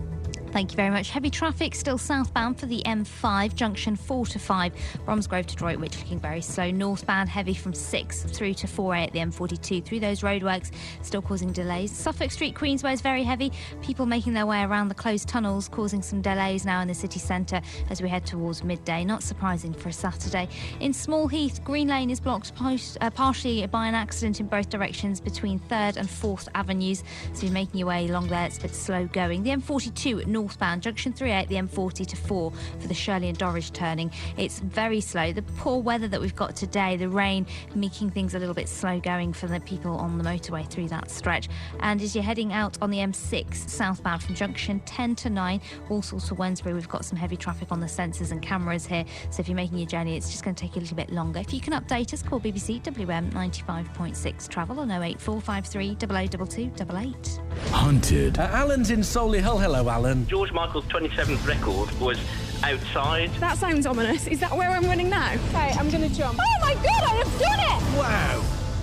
Oh, hello. Anyone mind if I ever go this week? Wait a minute, where's Mr. Wilford? He's having today off to do the egg and spoon race at the Commonwealth Games. Oh, fair play, as you were. Join me, Pete Morgan, for Hunted, this Sunday from 9. BBC WM 95.6. Morning, this is Iain Lee, BBC WM 95.6, here every Saturday between 9 and 12. Lizzie's taking over at midday. We'll find out what she's talking about in a little bit. Let me do some of these texts. I'm reading them as they come. Iain, to answer the question that nobody else seems to want to answer, it is absolutely wrong for Hamas to fire rockets into Israel, but I think people are missing the deeper issue. How does an organisation like Hamas get elected in the first place? People who are happy, content and optimistic do not tend to elect extreme political groups. People who are desperate, homeless and dehumanised do. They tend to seek measures to make their voice heard. Israel, Britain and America are to blame for this crisis, allowing the ethnic cleansing of Palestine with complete impunity. Nobody really seems to want to address this issue until Britain and the US withdraw support from Israel. Very little change from Matt in Solihull. Marcus in Wolverhampton. This is why this is so great. Regarding mobility scooters, why is it called a footpath? Hint, the clue is in the question. Anonymous, what about them when we see mobility scooters parked outside the pub? Really? Driving a car, we have insurance for accidents. Do mobility drivers have an insurance in case they have accidents? If not, they should. There are 2 types of mobility scooters, says Paul. The larger ones are meant for long journeys and are supposed to have road tax. The smaller Boots scooter are the ones the people who are meant to use in the shops. And then there's just the longest text in the world, which is, hey, guess what, Anonymous? It's too long to read. Phone up and make your point. This is too long and you've not put your name on it. So, sorry. Call in. 03453 009956 is the phone number. Bill's in Northfield. Morning, Bill. Bill? I've got a point to pick up with you. Go on, Bill. Earlier on, and I'll quote, that you turned around and said that every mother loves their children. No, they do not. That's why you get mothers that starve their children to death. You get mothers that are in prison because they have killed their children. And I quite believe that mothers would put their children in the front line. Because it's not the first time it's happened. They did it in the Second World War. And to turn around and say that things are fair, they should fair this and fair that. When it's war, there's no such thing as fairness. There are, of course, rules to war, aren't there? The Geneva Convention are a set of rules and guidelines set out for war. Did Hitler and all them in the Second War abide by that? No, they did not. And there's a lot of people do not abide by. Lots of countries do not abide by the Geneva Conference. Most, OK, I stand corrected. Most women, most mothers love their children. It's a tiny minority that don't. Oh, right, but you said OK. Well, all mothers. Well, Bill, you've corrected me and I appreciate that. Thank you. OK, bye now. Bye-bye. OK. I was corrected. That's and I'm big enough to say, OK, I got things wrong. Most mothers love their children.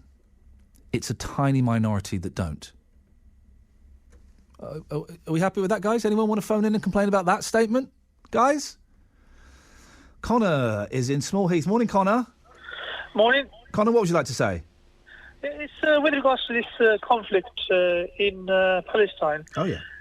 I mean, you get Israel giving the locals a warning to say, well, get out of the area because we're going to bombard the area. But if you look at the map of how small the Gaza Strip is, where are they supposed to go? They can't go to Egypt because thanks to who decided that he wants to be the leader of the country by taking out the Islamic Brotherhood. He closed the borders because he doesn't like Hamas for whatever reason. And also, the other point I'd like to make is if the Israelis are using American-made rockets and bombs, recently the Americans have been bleating that the Russians are responsible because they provided the weapons to these so-called rebels. Then surely they're responsible as well, aren't they? Connor, do you think that that possibly you're slightly biased? I am. Yes, I am. I'm a Muslim, and when I see my own brothers and sisters getting killed in the manners that they've been killed, it does hurt me. See, for me, that doesn't wash with me. For me, when I see people getting killed, I don't care if they're Muslim, I don't care if they're Jewish, I don't care. When people are being needlessly killed, that's unfair, isn't it? Anybody that dies, any human being that dies because of some other human being's decision-making is wrong. The reason why I'm biased in this case, without sounding like hypocritical, is because when you look at the Israeli side, you don't see any of their citizens. I mean, the other day, Jon Snow, he interviewed a couple of people in the Israeli streets, and they all looked happy, and they didn't look like they were having any problems. Yet, if you go on the other side, the people are not even safe in the hospitals, let alone the schools. Well, but Hamas shouldn't be firing rockets into Israel. They shouldn't be doing that. That's wrong, isn't it? No. At the end of the day, you've got to look at it like this: the Israelis were given that they were invited as guests into that country. A lot of people are coming on this radio station quoting history. I don't want a history lesson. I don't want to do. I appreciate that. I'm not going to give you a history lesson. But if you look at it like this, they were invited to that country. This is a history lesson. They were once the oppressed. This is a history lesson. Yeah, well, I'm sorry, but that's no. But what I want to talk about now. Hamas should not be firing rockets into Israel. Okay. If Hamas Yes. stopped firing rockets into Israel, then the ceasefire would still be going on. That's fine. There would be a ceasefire. I haven't seen one picture, film, or anything on TV, or other than the fact that Israelis are saying that they're firing rockets. Oh, Connor, come on. But most independent news sources are stating that Hamas are firing. No, I don't know. The most independent news sources are saying that Hamas are firing rockets into Israel. Hamas have acknowledged it themselves. Okay, fine. I'll agree with you. What I'd like to ask you is this. How did this all start? It started a couple of weeks ago because 3 Jewish students went missing. It turns out that Hamas didn't kill them. That's the latest report. Where is that report from? I've missed the report that said Hamas didn't kill them. Well, the countless reports with Hamas even saying that we didn't. Hamas have been saying they didn't kill those students. So is that right? They've got to point the finger at them. Is it right that Hamas have said they didn't kill those students? So hold on, 3 Israelis killed. Connor, Hamas have been blamed. Let's go through it slowly. Then you kill a whole nation for that. Let's go. Well, a whole nation hasn't been killed. Let's stop. We need to stop the hyperbole. Well, they're on their way. No, they're not. There's what was it? 1.8 million people. So they're not. Let's hold on. go. 56 soldiers, 56 Israelis dead. 1,350 Palestinians No, and I'm dead. not saying that's right, Connor. But I will not have this hyperbole and this exaggeration. Okay. Now, have Hamas said they didn't kill those 3 students? From what I've been reading, from what I've been hearing, yes. Would you understand why I and many others would take what Hamas say with a massive pinch of salt? Why? Can I ask you something about Hamas? I mean, we all hear about Hamas being a terrorist organisation. I want to ask anybody in this country, what reason have you got to hate Hamas? Why? Because they're defending their people. Didn't say, Connor, again, you need to listen. I didn't say I hated them. I said I take what they say with a big pinch of salt. Why? You don't take it with a big pinch of salt when the Israelis tell you something, do you? Connor, when did I say that? You're filling in the blanks that you want to fill in. I didn't say that. We're not talking about whether I believe what the Israel government are saying or not. I'm talking specifically about Hamas. I don't believe a lot of what they say. I have to question it, and we have to question. It when we're told things, don't we? We can't accept blindly what we're told. Well, everybody in this country seems to, because, when the Israelis say, well, we'll investigate the death of them 4 children on the beach because we didn't mean to kill them, that's all it ever comes down to is an investigation. Nothing is ever done. Okay, the Connor, United Nations doesn't do nothing. The West doesn't do nothing. Connor, okay, then it upsets me, I'll be honest with you. No, but you've not... They're my Muslim brothers and sisters and they're getting killed. Connor, you've not asked the question that I was hoping, that I was nudging you towards to ask, so I will answer it. I will ask it and answer it. Do I trust everything that Hamas say? No. Do I trust everything that the Israel Parliament say? No. I question everything. I think both sides are untrustworthy and manipulative because they both have hidden agendas.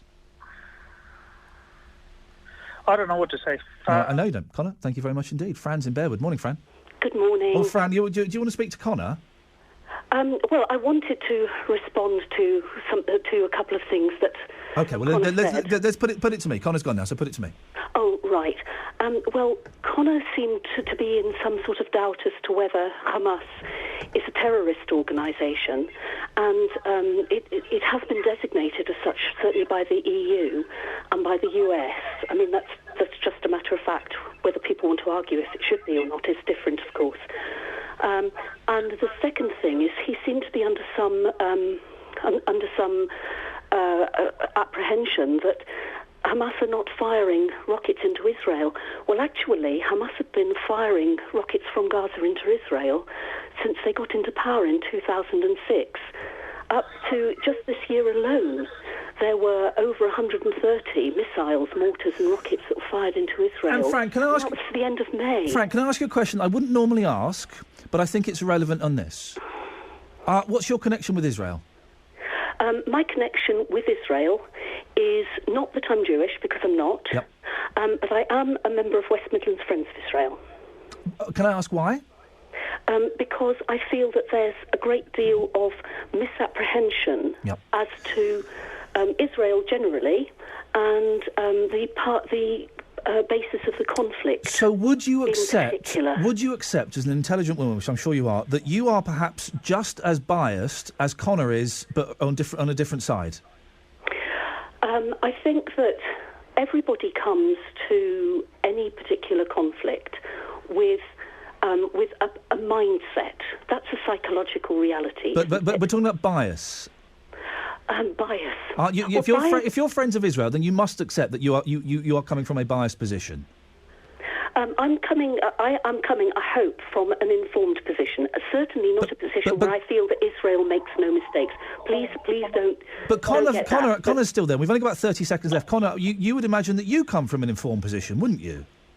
Yes, I would. My informed position is quite simple. What I see on the news, what I hear on the internet, what I read about, and I would also like to just quickly answer her question. You've got 15 seconds, Connor. Go on. She said at the start of the conversation that the Americans have said that the Hamas is a terrorist group, and well, that's what the news told about Iraq. That there was nuclear weapons in there when it turns out there wasn't no nuclear weapons. Now look at the debacle there. Right? Could I respond to that? You've got 15 seconds, Fran. Go on. What does Connor think of the Hamas Charter, in which Israel's annihilation and the murder of Jews is enshrined? Fran, we're not asking. I'm going to end it there. This has been one of. Thank you so much. I'm going to end it next week out of time, and Can we have a rule from next week? No answering questions with questions, and there's been a lot of that today. Have you noticed? Fran, Connor, I appreciate your time. I'm sorry it was a bit rushed at the end. Well, that's Gaza solved. Next week we'll do Syria and Ebola, shall we? Hey, listen, thank you very much for all of your calls. I'm glad we managed to get some light in there as well. I want to find that fella who's been banned from Wilko's for running into the tea towels, the 99p tea towel rack. And we're all going to go out on a date with the little man. I'm back next week at 9. Thank you very much. Lizzie's up next.